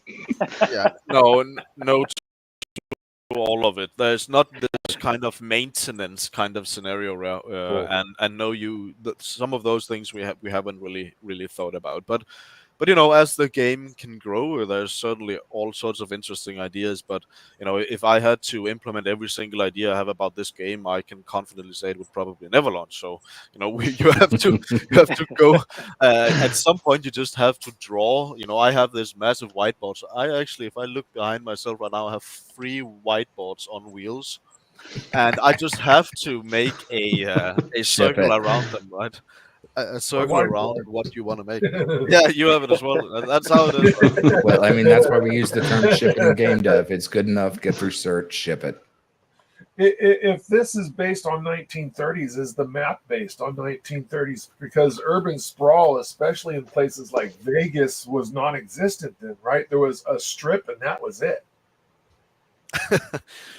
Well, that's a good one, but in that case, I won't be able to respect that 100%. We are building the strip though, and the elite tiles and the casino objects will be placed on the strip, obviously. But what we have really done with the cities is that we have found each city on Google Maps, right? And we have just kind of looked at the city and researched some things about it, like where is the Where is the water? Is there a significant river? Is there a significant symbol? Is there a mountain? Is there a forest? Anything that is recognizable for anyone who knows anything about that city, we kind of want that connection to how our layout is. So you should be able to see some recognition between the map you see in game and the reality of the city you know from Google Maps, right? That's something we want to bring over, and obviously we can't do that down to road level, but we can do it on, I would say, water and nature level. It's a little bit easier, and then some of the more significant things, such as the Strip in Vegas, right? And we have built Manhattan for New York, and the harbor in Napoli and stuff like that, right? Yeah, so one thing that I forget who was in the chat earlier asked, and it was a topic of conversation, is with each city, are they going to respect their historical traits, such as more drugs from South America, I guess more alcohol, if you want to consider wine from Italy type things? Or is it something that, when I was talking about a long time ago, that cities can be gentrified and built up, and then those mechanics or system designs would allow for more need from arbitrage? Like if Miami was a slum, it wouldn't be necessarily the place that you would get most of your cocaine imports from for you to be able to arbitrage there, whereas you would buy cheaper in Colombia. Yep. Or is it something that's more random to how the system is playing as a whole? We definitely have these mechanics, so I can give you some examples. So for instance, when you're smuggling any kind of drugs or anything, the way it works is that different locations have a different range of RNG that the price can move within. So imagine I would put that range lower on general in South America, and I would put that range higher in the United States in general. So while you can find a good price in the States on, let's say, cocaine, it's probably just more rare to be able to find that purchase price than you would in South America. So that mechanic kind of forces someone to either wait a lot of time to get the good price, or simply just do the travel where you almost get a guaranteed good range for your deal, right? But that's what we want to build it in a way where we motivate people to travel out of their safe zone so that they can get caught, optimizing their income and then getting caught out of their home base, basically. Another example would be that in Las Vegas, the max bet of a single bet on the roulette we could allow on protocol level to be higher than all of the other cities, right? So you might own a roulette in Detroit, but the max bet range you as an owner can set is maybe only to 10 million in-game cash as a top you can bet on a number. But in Vegas, if you own it in Vegas, the upper limit for a single bet could maybe be 100 million. So basically, Sure. Las Vegas, the protocol would define the high rollers basically can only happen in Las Vegas, right? And using that model, we can give a specific benefit to each city. For instance, Detroit might be the best place to steal cars, where you on average would steal a more valuable car, right? Because Or to crush them there as well, right? Because Motor Yeah. City. Exactly. So looking at cities, we try to implement different reasons for why you should go and visit them, and that would optimize your economic output if you basically played it in the best way possible. But what comes with that is extra risk, because you're out of your safe zone, right? If you want to chase a good coke price down in Caracas, well, go ahead. But if someone is having detectives on you, you are out of your family headquarters, right? And for what? Just because you want to earn a little extra bucks, but that can maybe be a significant amount, so it will lure some out of the safe zones, right? And we are trying to build many good reasons why people should travel all around everywhere, right? So that would be interesting. Well, here's a question for you. Within the same paradigm, let's just say, let's talk about me, that I have a detective agency in XYZ city. May not be my own city. Let's just randomly pull, say, Bogota. I own a detective agency in Bogota. Would my detective agency track me in Bogota if someone was trying to use it to track me? Or because I am the owner of said employees of detectives, would they give me preference? No, you would basically, as the game is designed right now in the code, the detective agency doesn't care if you own it or not, because what that would mean is that you would have a safe haven in, let's say, that city if they wouldn't be able to work against you, right? Sure. That nobody could find. You could just stay there forever, right? So we obviously don't want that. What could be said though, from a logical standpoint, should be that at least it should be probably harder to use that against yourself, right? But right now, that's not a part of the code, no. Of course. Jacob, jumping back to the helper credits, you'd mentioned the importance of those for Dons and that kind of thing. And in my mind, as a Don across all the families that I'm in, I'm thinking that I'm just going to be stationary and not moving at all. That's TBD though, right? But with those helper credits, let's say that I wanted to use helper credits for smuggling, and I decide to do that. Does that actually place me at risk? Or do the smuggling actions happen in place, for instance? I don't know if that makes sense. Yeah, it does. It's a good question. So using helper credits will not physically move your character to a new location. Using helper credits will literally just basically estimate based on how many credits you are spending, how much time it will take. It will literally just give you an average as if you have done it yourself. But that's without moving your character. So you just spend the credits, wait the time, and claim the profits from those credits, right? But that's the only way that you can kind of do that properly. So it will not move you out of your headquarters if you have basically a smuggling route enabled with the helper credits. Yeah, that's very interesting. So there's literally no risk exposure by doing that other than just paying for helper credits. Well, I think it will be quite difficult for you to just stay in Chicago forever. I will try to build a game so that will not be beneficial for you. That's right. We need to take him out with some deep dish pizza and some Chicago hot dogs. There's one way to get him out of his corner. Here, beaker. And Jacob, so if your bot, let's say your helper bot, is carrying out an action for you and you get attacked while you're performing that action, let's say, you yourself, you're asleep, but does the backfire reaction kick in if you're in the middle of committing a crime and you get attacked? Yes, that is just unrelated actions, yeah. Just different functions that get sequenced in the block. So you could say that if you die, but but the thing is that the helper bot isn't actually doing anything on chain. It's just you wait an interval of time, and then when you click the claim, it literally just calculates how much it should mint for you, right? So if we know that if someone did it manually, it would take 7 days, and on average they would get 7 million in-game cash out of it, or 1 million or whatever, right? On average. Then what we would do is just say, oh, here's a button. If you click it now, wait 7 days, and then click the claim, and then we add an RNG on top of that, so it's not the same every time, and then that's just what you get. So it just mimics a quite precise average of what you would have gotten if you did it manually yourself. So just one quick question, just to clarify that. The helper bots is still your character doing the actions. It's not a bot doing the actions for you. It's just scripting your character to do XYZ MNOP at a pre-seed time because you may or may not be at your keyboard.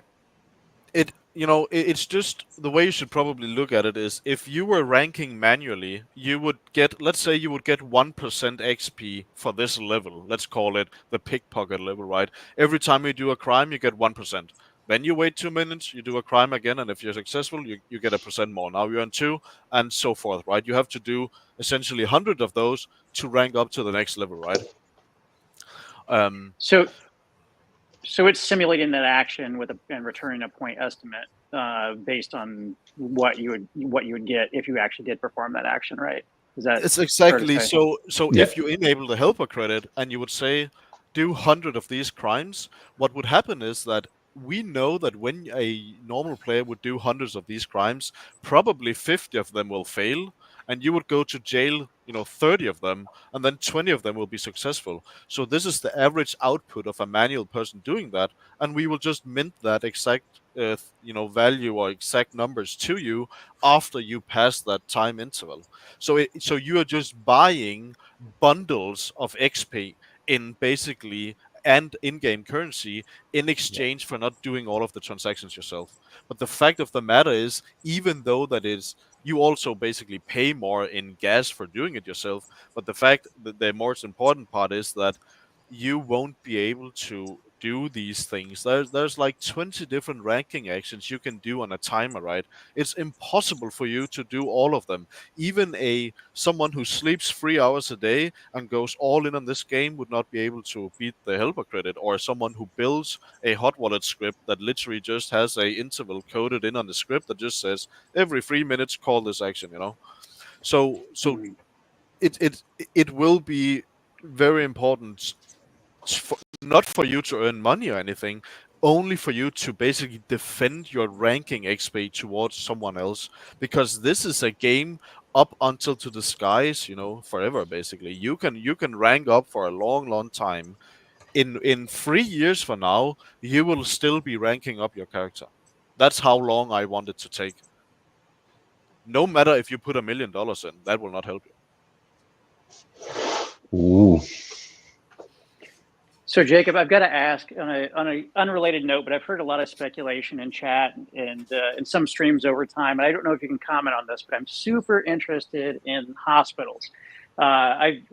People have speculated how is blood going to be introduced in the game, especially with the stratification of blood types and how that's going to impact the price of health and so forth. But is there going to be a bloodmobile going around, or do we go to hospitals and donate blood? Can you even comment on that right now? Yeah, I can comment on that.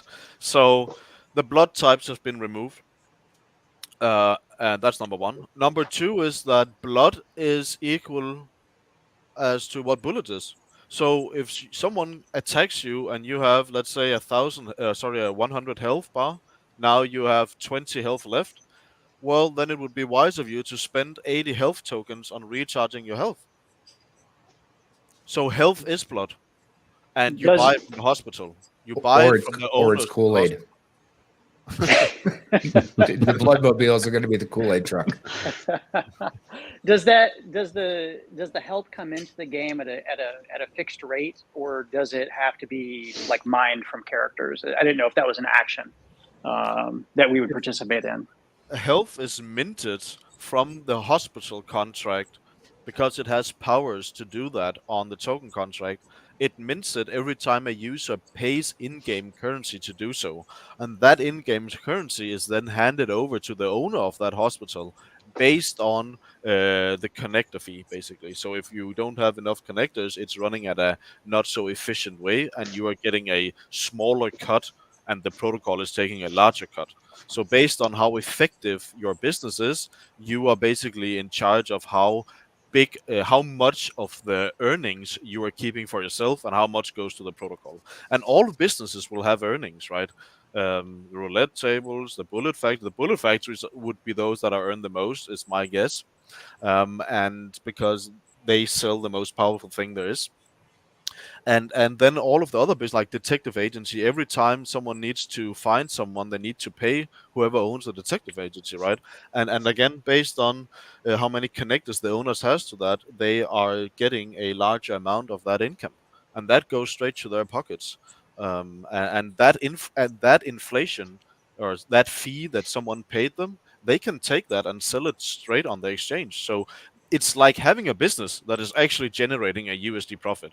You know, it might be small, but over time and based on increased activity, you can have a business that earns a significant USD amount a day, you know. Everything is relational, of course, but. Sure. Yeah, that makes sense. Fury. Oh, I'm sorry. Go ahead. Sorry, Archie. Just quickly, question in the chat there, Jacob. Does your character have max health based on rank, or is it just however many you want? No, your character does have a max health, and it's the same no matter what rank you have. Okay. So imagine that you bought 10,000 health on the market. Doesn't really change anything. It just means that you have a large stock that you can use. Imagine that, you know, it's kind of the same as water, right? If everything goes bad and you have a stockpile of water. But it's just for you to use over time, and in a necessity situation, you cannot have 500 health, right? So it's just a stock that you can use whenever you see fit if you decided to have more than 100, because you can only have 100 at any time. Mhm. But let's just I just quickly want to say that 100 might not be the real number in the game, but it's just as an example when I'm speaking. It might be 1,000 you need to as the default size of a health bar, right? And so you just refill your health bar using the hearts, from the Yes. market. Yes, and if you have them, great. But if you don't, you probably have to go to the hospital and buy it off the owner of the hospital. And are you able to refill your health in the moment, like when somebody attacks you in that moment, or do you have to be away from a conflict in order to refill your That's health? a manual task. Refilling health is a manual task, and not even the helper credit will help you with that. So if someone attacks you, if you're not there and if you didn't get the memo, you're in big trouble, because recharging your health will only be a manual action. And do you bleed? For instance, like after you get attacked, and let's say you're asleep and you can't tend to your character right away. Let's say you survive the attack, Mhm. bleeding profusely. Will that eventually kill you? No, there's nothing intended like that. It's, imagine you have a 0 to 100 like in a fighting game, and if I make an attack, the kill contract maybe makes a calculation and says you lost 79 health points. You survived, but now you lost X amount of assets in that attack, your bodyguards and all sorts of stuff, and you ended up on, let's say, 21 health, right? And then you have to go and acquire those on the market to recharge it, because if a secondary attack is coming in, now it's a sure kill, because you're Yeah. vulnerable. Right. Okay. Yeah. So there's no damage over time then.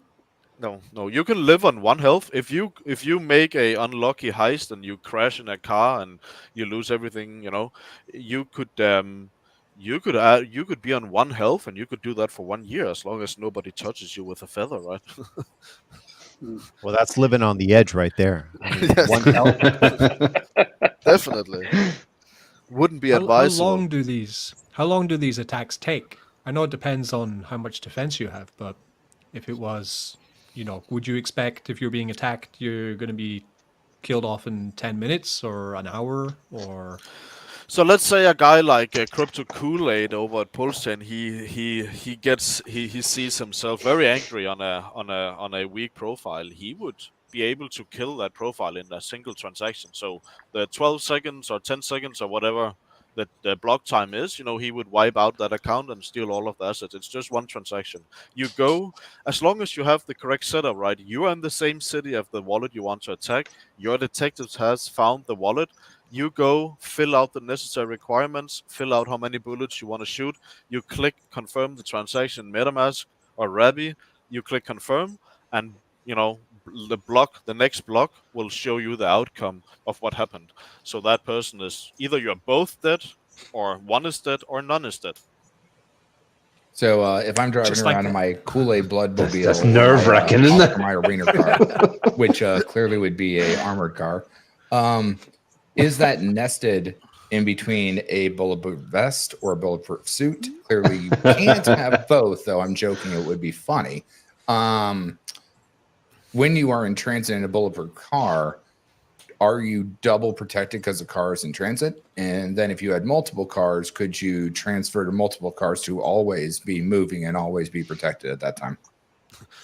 Well, I think you should see it as your character has a set of items enabled at all times, and some of them are just backup items that are either equally as strong or less strong, and you could equip those later in a second round or only if necessary. So it is kind of a scenario where you get attacked and you have this equipment put forth.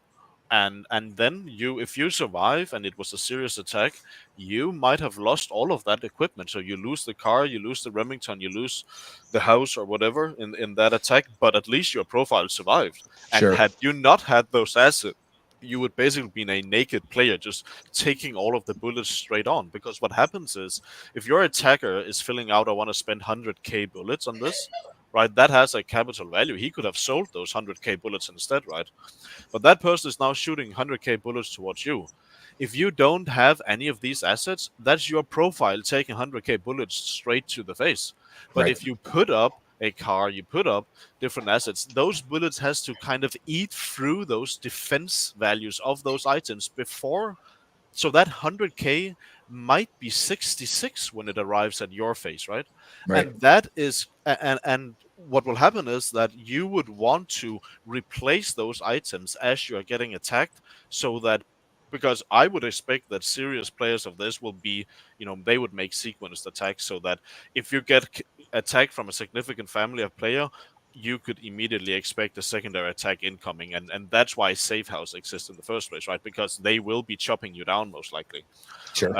Levels of yeah. durability, right? So that's to eat through Yeah. each different cast of levels of durability. So the question becomes, for how long time can you just sit there and just refill your assets, right? Buy new health, maybe even, get a new car, get a new armor, get a new all of these defensive items, and even the bodyguards, right? Can you just sit there and take the heat? Are you just going to accept that people are just going to shoot your money out of existence, right? Or what are you going to do about it, right? So this scenario will happen, obviously, and it will be interesting to see. And that's why I've always said that the best wins are those that happen on Telegram, right? The wins on the writing table. Sure. So accessing a safe house, it's not a geographical location on where I am at any point in time, or is it something that I can immediately queue into at any point in time, basically be transported there? It's something that all cities offer and is owned by the protocol. So anyone who wants to do that, it might cost, 1 million in-game cash every 10 minutes. And you can go there and you can stay there for a long time, but you are deflating the currency for everyone else's benefit just because you want to hide and you want to save yourself. You could actually hide if you were a coward, right? You could let your family just be at war for 3 days and see the outcome, and they just come, like a chicken jumping out of the closet, right? Hey, I'm here, guys. I'm back. What happened? I didn't even notice. Sorry. Just spend all of your money in safe house, right? I think Hey, that's Jacob, going to be interesting scenarios. Hey, zooming out just a little bit. So we know that the last pieces of the exchange are coming. You had mentioned that a couple of days ago, that those will be within 14 days. And then beyond that, we've got the map. Huge thing, as we all know. A step beyond that, I think, on the roadmap still is the pre-ranking. So does that pre-ranking speak to some of the refactoring of player worth and family worth that I had mentioned earlier as it relates to honor and skills and all of that other stuff? Or is that something entirely different? No, the pre-ranking will basically be a early adopter's way of getting a head start in the game. But it's not like it would not force anyone to think that the game is over because they are not at that stage, right? It's very important that we have a game where someone from the outside can look in and see all of these amazing players and not think that the game is over, right? It needs to be this balance between it's always appealing and it always seems like I can actually reach a position where I get this yield payout, or I do this, I have this successful side gig over here doing some stuff, right? And that balance we always want to have our focus on and we want to maintain. Sure. Can you comment on what specifically that might include, like maybe in general terms? So, for instance, the ranking obviously is the single most powerful one. And here with the pre-ranking, what we will do is that we will allow your accounts to start experiencing what it means to actually play the game. Because obviously it doesn't mean that you can go kill someone, but now you can get a hang of how much XP are we actually earning by doing these tasks? How does it look when the protocol inflates for a successful crime? And, you can see that different accounts have different ranks and all that kind of stuff. And active players will outrank, leftover alts and all of that, because now it's a time requirement, and I think that will generate a small timing advantage for the serious players, but it won't really matter in the long run, because all serious players will end up in the highest ranked category I would say, within reasonable time. But the highest ranked rank category, just have an infinite rank XP within it, right? So functionally, it's like a soft opening to the game. Is that fair to say? Yes, I would say so. It's just a way of starting everyone's account with when we do the main game launch, everyone's account is basically just going to be pre-filled with all of the data that we have secured during the early adoption phase, which is these 10 points that we're going through now. So what we are doing in reality right now is generating a notebook of all wallets and what they're supposed to have when the game actually goes live. Okay, that's helpful. So one more question. I'm looking at the target rank between -5 and +3. Are we looking at Dawn clearly as one rank, Consigliere, and I can never pronounce all the names correctly, but the 3 top heads as 3 different ranks, and then Capos as the 4th?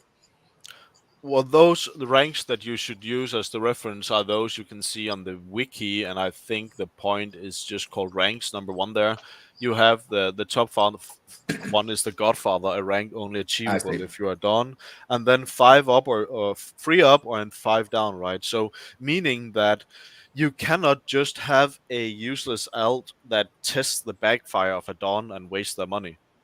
You actually have to commit a quite significant profile to do that, because you can only shoot up 3. So it would actually be a local chief, and if you shoot at a powerful Dawn, you're making enemies, my friend, right?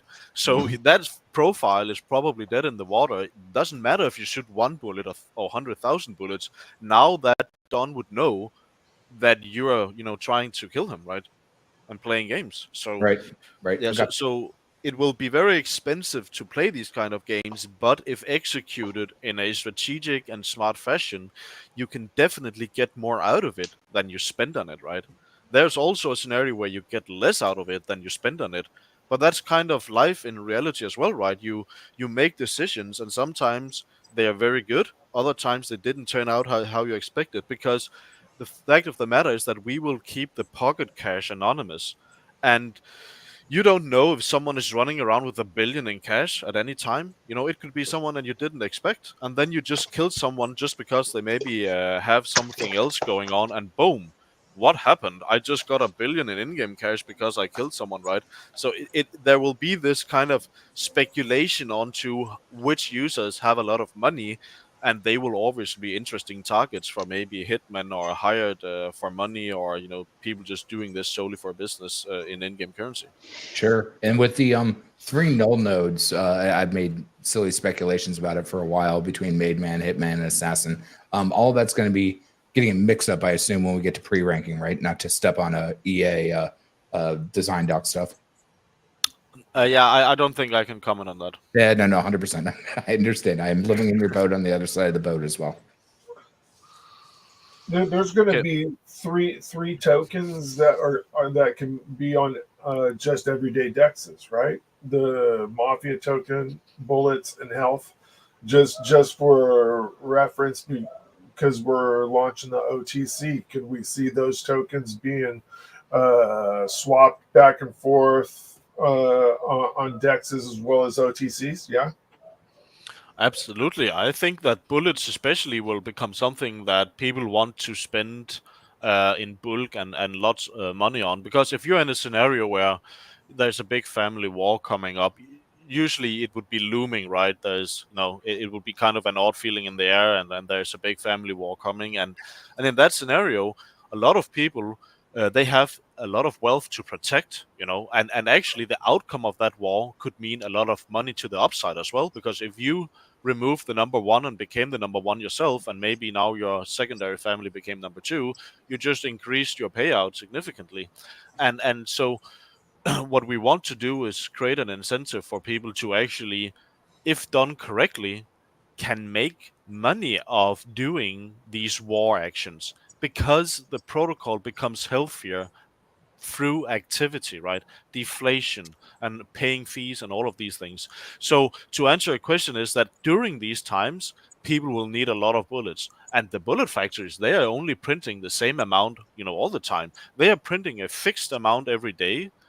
but the demand will vary. The demand will be flexible. So during, building up to wars where people are stocking up on bullets because powerful accounts will probably need to kill many other accounts and they need to fire maybe max amount every time, right? If it's a significant war.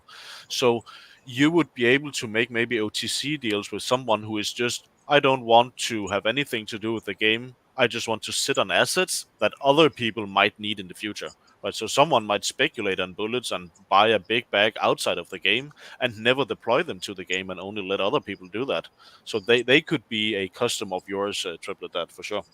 Awesome. Thank you, bud. And when you get attacked, there's a chance that obviously since you're getting attacked, you can die, but there's also a chance that you can survive and also make money, right? Like there's a scenario where you get attacked, but the outcome was that person failed, you survived, and you also gained an asset or gained money in some way. Yeah, that's true. But the thing is that the clever player here would probably transfer out their own in-game liquid balance to their alt before attacking if they're unsure. If you're doing a risky kill attempt, you probably wouldn't have all of your fancy items that don't. If you have 10 million in your wallet or 100 million in your wallet, that has zero impact on your success of a kill. That's not one of the metrics to how successful you are in your killing, right? So would you want to potentially do a risky kill where you can die in a backfire and have 100 million in in-game cash, or do you want to transfer that to your alternative player before you make that in-game attack, right? So I think that what's going to happen is that people will plan these things down into the small details to optimize, basically. Cool. Hey, Jacob, jumping back to... Oh, I'm sorry. Go ahead. No, go on, Archie. You're fine. Oh, this should be pretty quick. Jumping back to Max's earlier question about the disposition of the 8 headquarters in each city. I know a lot of thought probably went into how those were placed, as you'd mentioned. A few questions on that. These should be pretty simple. One, with respect to the tiles themselves, earlier today I was trying to calculate what's the probability of actually getting a connected tile. And so I did that over like a series of connections. But that was predicated on those tiles being hexagon shaped. Are those square or are they hexagon? I guess they're square. They're square. They're square. Yeah. Okay. The second question is, as it relates, you'd mentioned constraints around each headquarter, and those being variable from location to location. Are those constraints based on the number of connecting tiles? 1 level out, 2 levels out, 3 levels out, and so on from that headquarters? Yes. So basically, all city designs have either 3, 4, or 5 strategic tiles that are the only way out for the family headquarter. Meaning that imagine you have a family headquarter and there's only 1 connecting tile to that headquarter simply because of protocol elements such as roads and nature and water, right? So there's only 1 tile that connects to that headquarter. In other ways, that family needs that tile because that's the only way they can increase their family HQ size. And that goes on for a minimum of 3 tiles where each new tile only has 1 connector. So you're generating this basically a path of weakness to the family headquarters. But that path of weakness varies between cities. In some cities, it's only 3. In other cities, it's 5. But I don't think that changes much because when an enemy attacks you, if they just remove 1 of them, you would be thrown into wall suspension immediately. So if there's 3 or 5, it is I like that there's a difference across cities, but it's not that big of a game mechanic change, I don't feel like. It wouldn't be, I mean, even if there's 3, right? If there's, I think the probability of getting one specific tile. Well, actually, no, I don't know what it is now because I calculated it based on hexagons. Okay, yeah, that's interesting. That's an interesting mechanic. Yeah, but I think overall there's like obviously the chance of you just opening the exact connector tile that you need is very slim, right? It's like bullet factory slim, obviously. But what will happen is that I think all of the slots will get owned by users. So someone is going to own what you need, right? And either you communicate with them or you kill them. It's that simple. Is there We any can way do that this they the could easy professionally way or the lock that hard item way. up? Yes, exactly. Well, with the in-game communication system, we will build a way where you can literally send a message that will give a notification to them and all sorts of stuff, right? Because what we don't want is just someone just sitting on critical infrastructure that just goes, AFK or goes away for 6 months. But obviously, the game launch will solve that, where you can literally just shoot you towards whatever ownership you want. Okay. Cool. But just one quick point is that Yeah. it wouldn't always be more economically viable to shoot your way towards what you want, because you have to really ask what the seller is asking, right? The seller might ask a X amount of dollar value for a very strategic, important tile to the syndicate, and you might refuse that. But the fact of the matter is that if you're gonna spend the double in bullets, then who took the right end of the deal, right? Maybe you're setting a example, and that could be valuable to you for sure. But if you could buy it for $500 or spend $1,700 shooting it from them, that's obviously something that you have to take into consideration. Because attacking will not be free, only if you're shooting very small, irrelevant accounts. And everyone who participates in the early access will not be a small, irrelevant account. That would be all of those starting all over, in many months from now, those that come to the system through marketing. So one of the things that we talked about way back when is that when game goes live, the crates will no longer have shop-based items, because I assume those items will be moved to the shop to buy I don't know, an armored car or a bulletproof vest. Is that how that was planned in that itemization? I know that was a little bit of a gray area while you've been working through all this type of stuff, and not sure if yes, it is for sure. What we want to do is make the business items desirable, right? They need to be mechanics that earn a in-game cash income to the owner. And the only way we can do that is by moving what the crate is currently offering into the businesses. So the entire category on the crates right now that says shop items, that will literally just be an in-game store in each city. And whoever is the owner, if you go to that store, you might be in a scenario where someone just attacked you and you lost your gun and you lost your your grenades or whatever it is, shop items, and you don't have the time to travel to your own city where someone in your family is gonna get the fee from that purchase. So you just go to whatever city's shop you are in right now and you buy new stuff, right? But then the owner gets all of that money, and that might be an owner of a competing family. But based on time sensitive and the situation, I think more people will do that than go to their own related shop to actually purchase. But essentially what we're doing, what I was trying to say, is that we are moving out income opportunities from the crate system into the business items. And the best example is the bullets, right? Right now, opening a crate can give you bullets. When we're live, those only come from the bullet factory, meaning that they won't be in the crates anymore. So now any bullet that comes to life, someone who owned that item would have gotten a fee from that, right? Because you are the benefactor. Yeah, and will the capos still get their bullet staking rewards when game goes live? No, that will be changed. The capo income will not be bullets. The capo income will be a share of all of the in-game currency that their capo regime members are earning weekly. So if you have a very active users that is doing all sorts of stuff, and let's say they made 1 million in-game currency that week, that capo automatically will get 10% of that, let's say. Okay. So it will be exchanged to in-game currency when we start. That makes sense. And then it's just because you mentioned grenades, do we have any factor? I assume this is going to come when we get later on in the game on what the damage constraint or use case of those two particular mechanics are, because they're very different from guns that have bullets. I'll just stipulate on that. Yeah, all of those mechanics and data values and power values, I think, will be not available basically until game launch. That makes sense. Yep.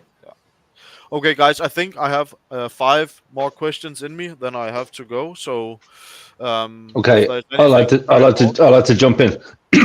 A couple of weeks ago, Jacob, when we were talking about when we decide to go to base, because you said this launching on base should be relatively straightforward because obviously it's EVM and all the rest of it. You were saying that to try and get us catapulted to where we need to be regarding vault values over on base, that we would have changes to the adoption lobby. I mentioned it on my stream, but I haven't had much pushback from anyone in the community about it, or any questions actually at all. So would you like to run through it now that we have a lot of the dons on? Yes, I guess so. That would be a good time. So, what we were thinking generally is that we don't want to just make a clone and reward everyone that's on BNB and Pulse, and then they are just the exact same whales and people and players over at base.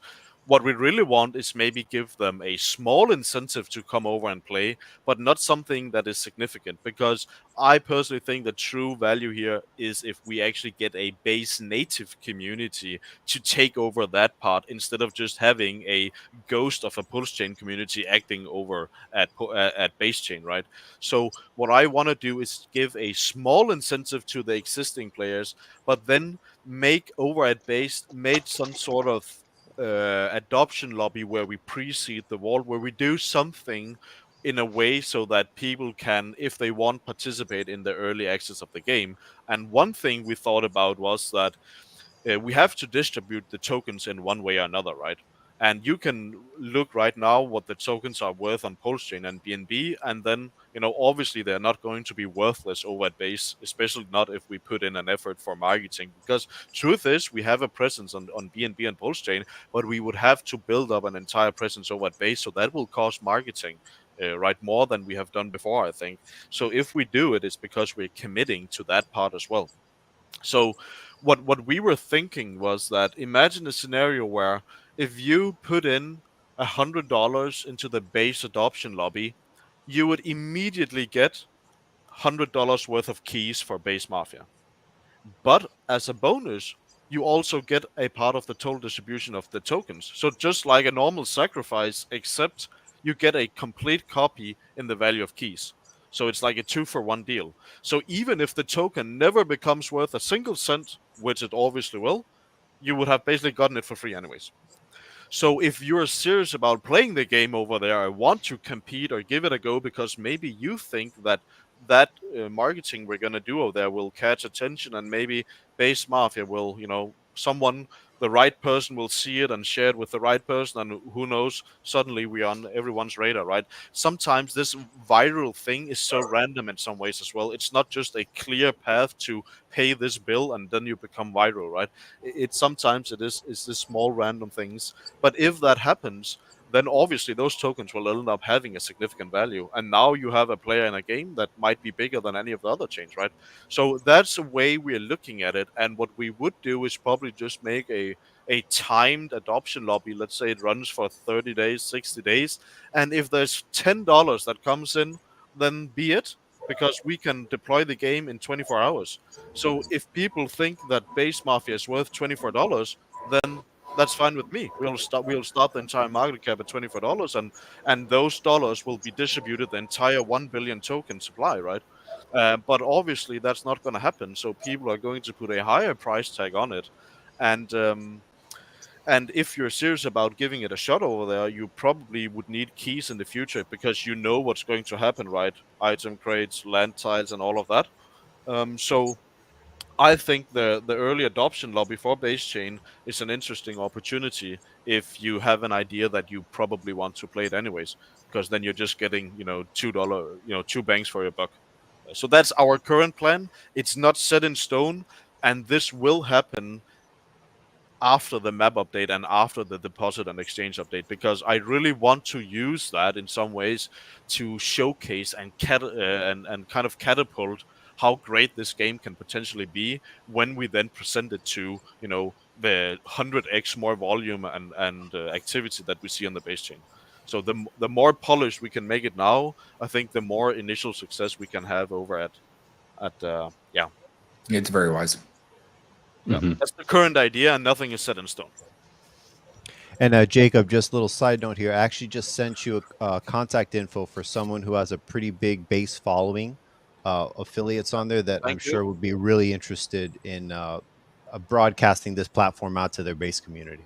Exactly, like that is stuff we need, right? Because I have somewhat of a presence at Pulsechain and an even smaller presence at BNB, and I have a -degree presence over at Base. So, so we are literally starting from scratch, and that will be a hindrance for the adoption lobby. I'm quite sure, but let's see. We have some plans around that, and I think that with the right people, as you are proposing here, that we can definitely make some good things happen. We need it. Well, on top of that, because I can say things that you can't, Jacob, and I've got it's called a pedigree of being a game dev for 18 years. I can hop on with their streamers and with Colt, and then we can start to break it down a little bit more systematically and systemically to what we want to see, what we've seen over the last 6 months of marketing over here. So I think that's going to be the core component, is getting eyeballs and then describing the interest, because obviously you're busy doing the work, so you won't be able to do hands-on type of stuff. So between me and Colt, and maybe even Archie can pop on over there, because we make a good counter comparison on how we talk and how we speak. We can help get that virality out there. That would be beautiful. Thank you very much. And I think that with that also being very valuable, I also think we need, as Cuban suggested, we either pay our way into someone's attention, right, or even use our networking of those who are already confident about the protocol to kind of vouch for it, and then give us some connections that we can utilize in our benefit, right? I think it has to be probably a mix of all of that. Agreed. Yeah. Okay. Any last Yeah, come again, Richie. I'm still not convinced about base for GameFi. I don't know. Yeah, okay. It's just, for me, it seems like over 2/3 of the TVL is tied up in DeFi, essentially yield farming, DEXs, lending, these kind of that kind of financial DeFi side. But in terms of passive like gamified DeFi or GameFi or play to game kind of thing, I haven't really seen much action over there and much community yet. Well, I mean, that's where you really take the parameter of play and earn, and then wrap it into what it will be. So the next extension off of GameFi, which is DeFi wrapped in a game, is going to be SocialFi, which is going to be playing a game in which your pedigree, prestige, and or utility is that you got from earning your rank in that system. So it's just that's also one of the beauties of Pulse Chain, right? Due to the transaction fees and the community that we've all built up here, there are some protocols that are using Pulse Chain as a test net for other EVMs, right? So I see a lot of that going on right now, and a lot of other protocols that are within the Pulse Chain community. We've established our path, and we've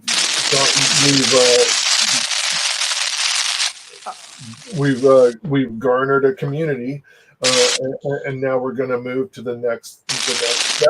And people are going all over the place now. Well, there's a couple of our dApps that are going to be probably on that as well. Hey, Archie, you're doing some feedback. Meet up, buddy. Oh, my bad. Okay. I think he dropped his mic in the bathtub or something. It's that little ball that he's going to be drinking with me. My cat has my AirPods in right now, so he's running around with it. Okay, guys. I think I will leave it here. And thank you very much for your awesome questions and the great turnout. And I'm very happy with how it went. And obviously, we are all looking very much forward to the map update. It will be absolutely incredible. There will be so much game mechanics, so much to do, so many interesting strategies, so much speculation, so much visual stuff to share, so many videos to make.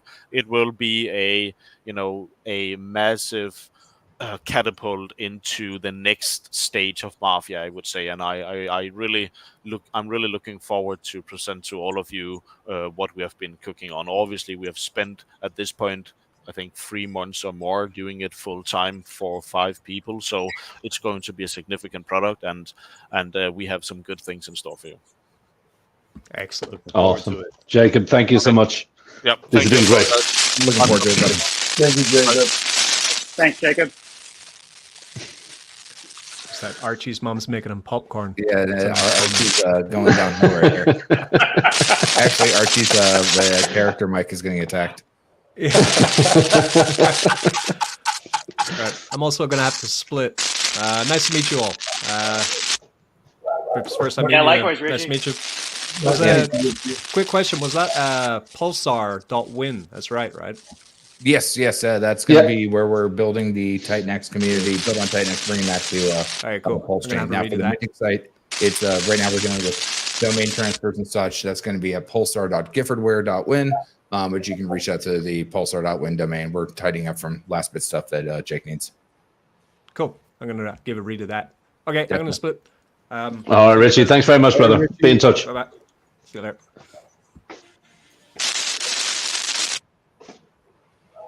Cool. So, what did you guys think of that? Great awesome. stream, man. I mean, this is the longest Mafia live stream I've been a part of. So it's welcome aboard. A 5-hour one, so we got him trained up. It's definitely the longest one we've had Jacob on concurrently. so much alpha there, man. I love it. Yeah. I will. I'll take this and I'll create a bunch of clips based around all the questions, so we can have it in bite-sized pieces, and we can literally spread it around to everyone as Awesome. well. Yeah, that'll be great. Yeah, Super yeah, easy to search on too on the Pulse Tube. It's a fantastic job that VR did with that. So really easy to get information that way. What is that noise? That's horrific. It's Archie's mic. I can see it. Is that coming from me? I think my AirPods are dying, guys. I'm gonna go ahead and jump off. But thanks. All right. Nice to meet you. All right. All right, good luck. That's how you know Cool. he's being attacked. He's got too many If fans to watch out for his earbuds. KoolAid's character drawn works down. all of his armor and ends up naked, is there any place on the strip where he can make some money naked? I mean, there's always money in Vegas for Archie to make money. All you got to do is dancing, bob, and weave. I'm sure there'll be some new businesses introduced as the game starts to 100%. unfold I properly. guarantee they will. Yeah. No. And Yeah. so this is, you have core mechanics, and then you have what's expressed into DLC or V2 or like all the rest of that. But this is not like a normal game. This is a live service game. With a live service game, there's always adaptations that come down the pipe. So we'll see all the rest of that. So Cuban, first time seeing you in there, and then Triplet Dad, first time I've seen you on a Mafia stream. What do you guys think? And do you have any questions from the non-core on this project, game dev? I mean, there's been so much information that has just been divulged in the past 2 hours. It's going to take a bit for me to digest it, understand it, relay it back to my team, which they're all eagerly watching this stream as well. Formulating their own strategies and concepts on what they want to do in the game, how they want to defend, how they want to attack, what sort of assets they want to accrue. But it's a really, really fun concept, and I'm really looking forward to seeing how it evolves and how it develops. But this can go so many different ways, but all of them are money. Like every single way that I see this game going is just generating revenue in different ways, generating interest, generating hype within the crypto space in general. And to go over what Richie was saying about base, that he says, oh, it's mostly just comprised of just a bunch of like DeFi passive income stuff. I mean, my opinion is that those users need something to do with all those passive income gains. Sure. And I think this game right here could definitely fit that bill for them. I don't disagree. Tremendous amount of potential. I think chatting with me is a very easy use case because, again, I've been doing this most of my life, or almost 2 decades now. By the way, if you check the private chat, Cuban, I sent you a link to my real work. And sometimes people don't understand the benefits of fake reality, or why play and earn, not play to earn, because that was the first one to smack down that statement. For the better preface of what it is, because GameFi is DeFi wrapped in a game. But more importantly, instead of you looking at a 5-minute chart or looking at what your yield or ROI is. You're engaging in something that entertains you. And when you get paid to be entertained, you have perfect market fit, not product market fit. And that's where it actually scales in levels of engagement, understanding, prestige, and prosperity, and all of those other things that come into play. And because, I mean, day one, Gifford brought this to me, and I kind of cried in my heart because I had been working on in my head something that was drug wars or dope wars. And then, God, 12 years ago, I built something called Pimp, which is instead of gangster shit, it was hookers and blow. Very, very similar. But I understood the intrinsic mechanics on how it all folds together, both from a live game design document or, more importantly, what's actually achievable. Because that's the one problem, especially in games or entertainment. You want to do all these lofty things, but getting across the finish line is very, very hard. In game dev, it's even harder because you're on a 5-year development cycle. They want to be pushed out in 2.5 years, et cetera, et cetera. But all of this is achievable. It's a large load to move, but it's not impossible. And that was the biggest thing when Pulse Mafia's page launched on day one that I looked over it all. I'm like, this can actually be pulled off. It actually has legs, and it actually has milestone achievements that can be completed within a reasonable amount of time, because people in crypto, all they want to do is ask when. They want quickly over quality. In games, you have to do quality. Otherwise, it's just subpar, and you can't really come back from a subpar watered down game. Do you guys have any idea when the gameplay actually starts, or like an estimate, 6 months, something like that? I mean, if map actually launches, where are we in almost end of October? And I don't like to give any of these type of projections because A, it's rude to the development team, and I don't like to be rude. But with my professional experience, seeing how we've gone from A to let's just call it A to T instead of A to Z, I could see us being done by February, maybe sooner. But again, like I look at 5-year cycles on video games, right? You know what I mean? Like that's my career. It's 5 years to make a game, 2.5 years for the studio to be closed down and you'd be laid off. So the cadence is fantastic what they're doing, especially while trying to level up the user experience, the expandability, and the locality that someone can play with a localized, let's say, lifespan of a game to have 4, 6, 8 years of engagement to level up and, you know, kill or be killed, or not, to come to user arrangements. Realistically, this is a cross between Civilization and SimCity, along with Dope Wars or Drug Wars, along with an ecology and economy that can both eclipse the token price. Like that's a very, very easy thing, that your encounters and actions in the game can actually earn you more than what buying the token and riding pumps on that is. The token. Yeah, my head was going StarCraft and Risk. Sure. Buying to live Absolutely. Those are right? my favorite games right there when we're talking about real-time strategy. Yeah, that's some of my favorite stuff. Sure. So with Risk, I'm sorry, with the better part of 2 years, right?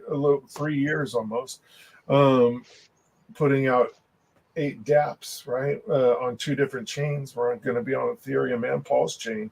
I know the pressure that these guys are under to get something out. It's brutal. It's absolutely brutal. Right. Well, that's just the brutal on the dApp part. Now, remember, just because a game gets through certification does not make it fun. And that is the most important thing about dealing with this particular gem, is just because it does what it's supposed to do doesn't mean it's good. And this is the thing that all game devs have to do. Just because your film gets compiled, cut, has VFX, post, audio, and all the rest of that, doesn't mean necessarily good. Like if the ending of a film is bad, it doesn't matter how much money was put into the pre-production. And so when you're dealing with entertainment, it is a little bit different, but it also has scalability and evergreen timeline that you're not going to get in just a dApp. Because with the dApp, people are looking at charts, people are looking at ROI, they're gimme. But in a game, you're being entertained and you get all of that. So because you're engrossed and engaged, all the rest of that's in the back of your mind. You're like, I'm getting all of this extra perks, but I'm actually having fun. and you're building camaraderie and community. And that's the coolest thing about this is a very interesting simulation and a team building exercise, right? And so like it's really cool. Long tail, I'd love to see what happens cross chain rates, like having the Mafia on multiple chains, cool. But if we can go raid other chains, that means relationships on one chain can have an addendum factor on that continent of that.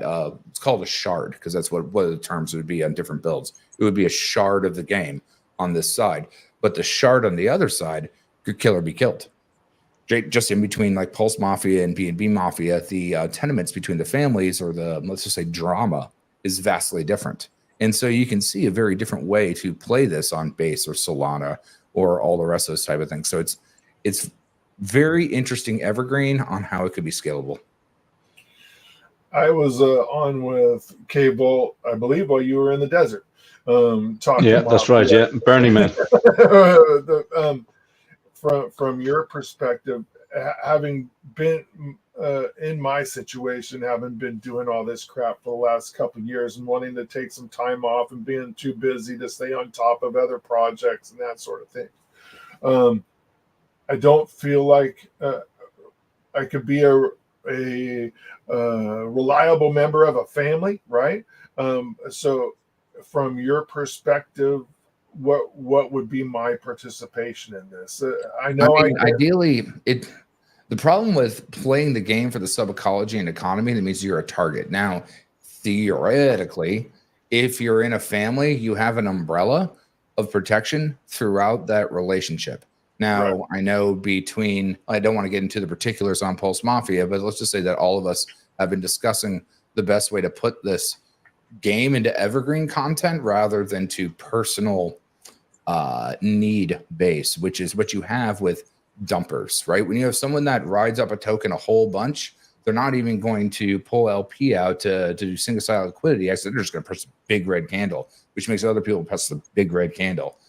Yes, that does do something from a gamification of making something deflationary to delete those assets, but that's not necessarily the greatest simulation for longevity in certain situations. So for yourself, sir, like you could join a family and have the umbrella of protection, but if you don't want to even take that inherent risk whatsoever, you could just buy the token. That is the benefit of having the ecology and the economy of the game being built underneath the token. So those that are playing the game can earn the cash, can earn all the rest of that, can build that yield-based parameter because of their cities or their land tiles or their businesses, can stack all the rest of that. And those can be killed or be killed, but you still have that same parameter of being liquidated with a liquid loans or a Power City, where you're doing, an algo stable coin and someone is pressing the red candle to make it where loans are liquidated. So then they can come in and,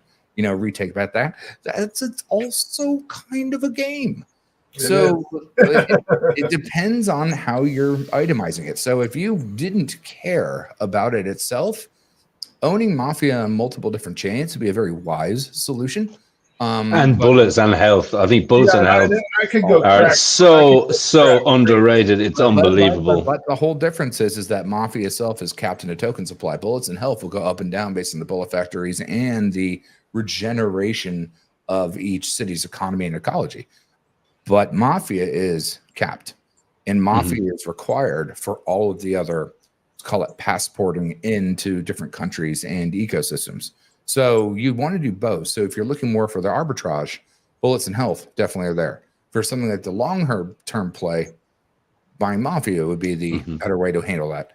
And then if you want to take it deeper, you can just take some play money, or you would off, a skim off the top and just see if you like it. And, as long as you're within a well-rounded family that handles business and gets everything done, I don't see there be too much worry to hustle and bustle about. But again, at the end of the day, for the arbitrage side, bullets and health, from the long-term holding side, because there's only a limited amount of that from the Mafia side.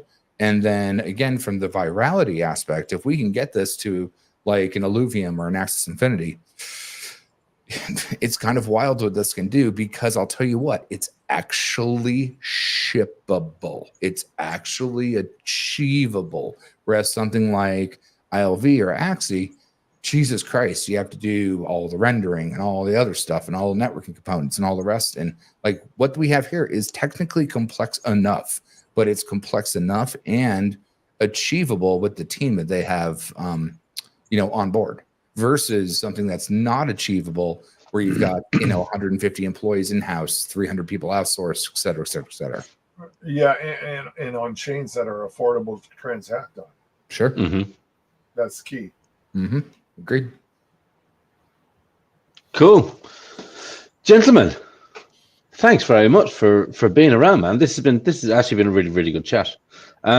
KoolAid, did you hear the news that this game Off the Grid has surpassed Fortnite in downloads?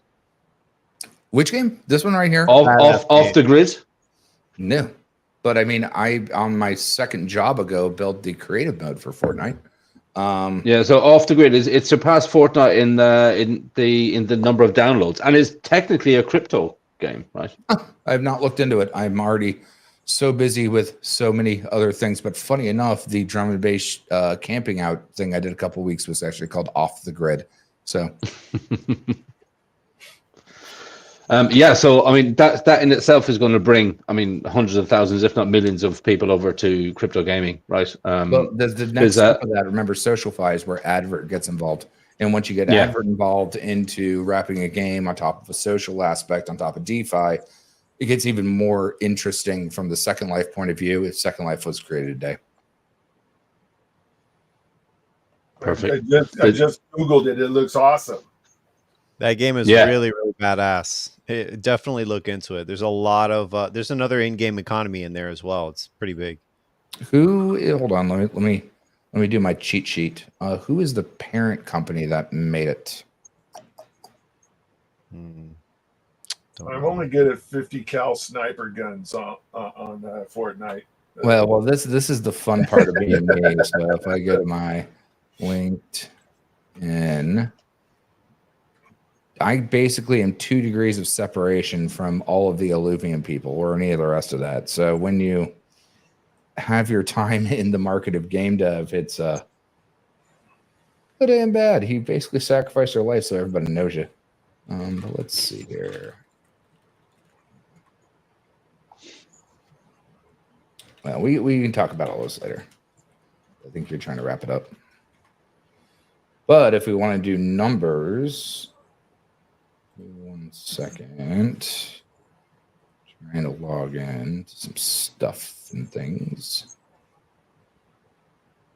I'm curious on the caliber of the team behind it. Because again, that's why I'm here to help Jacob, is because game devs help game devs. Like this is like a core component of those of us that have suffered in the trenches over 10 years plus, is we help each other, because there's only a certain amount of us in the world. So if I look on LinkedIn, Off Grid, see hospitality companies, but I really need to know what the parent company is. Off the Grid. So it's powered by Gunzilla Games. Yes, that's right. Yeah, that's them. Hold on, we're digging in. We're doing this live. People. Okay, senior developer, I'm a second in. Creative director, I'm a second in.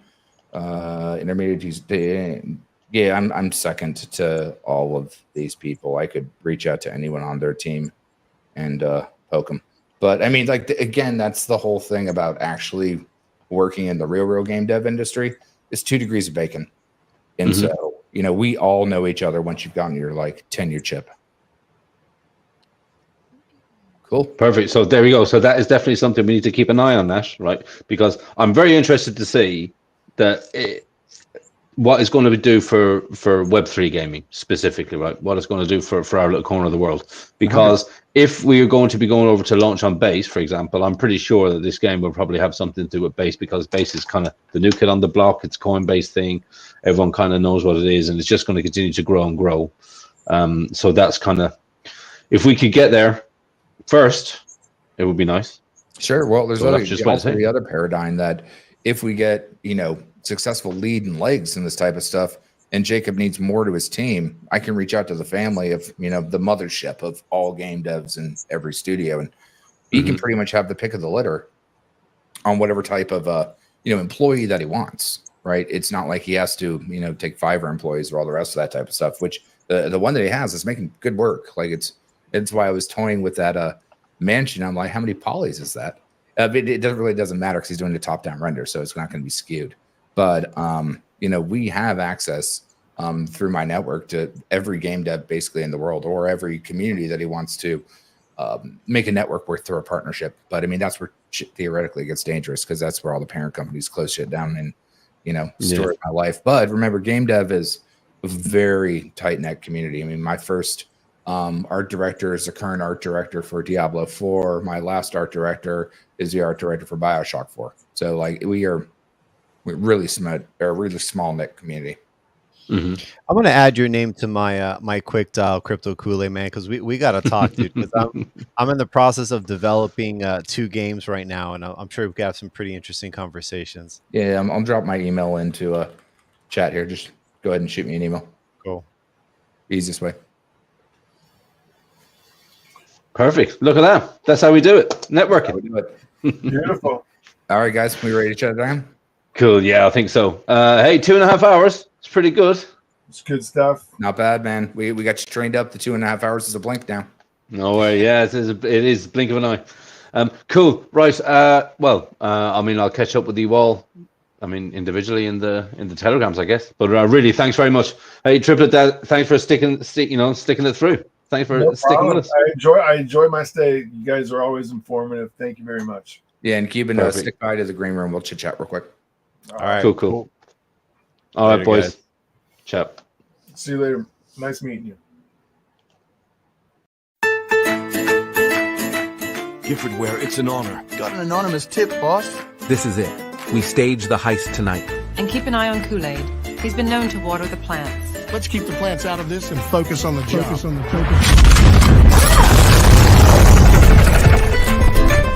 All right, Johnny, I'm sorry. Keep that change, you filthy animal.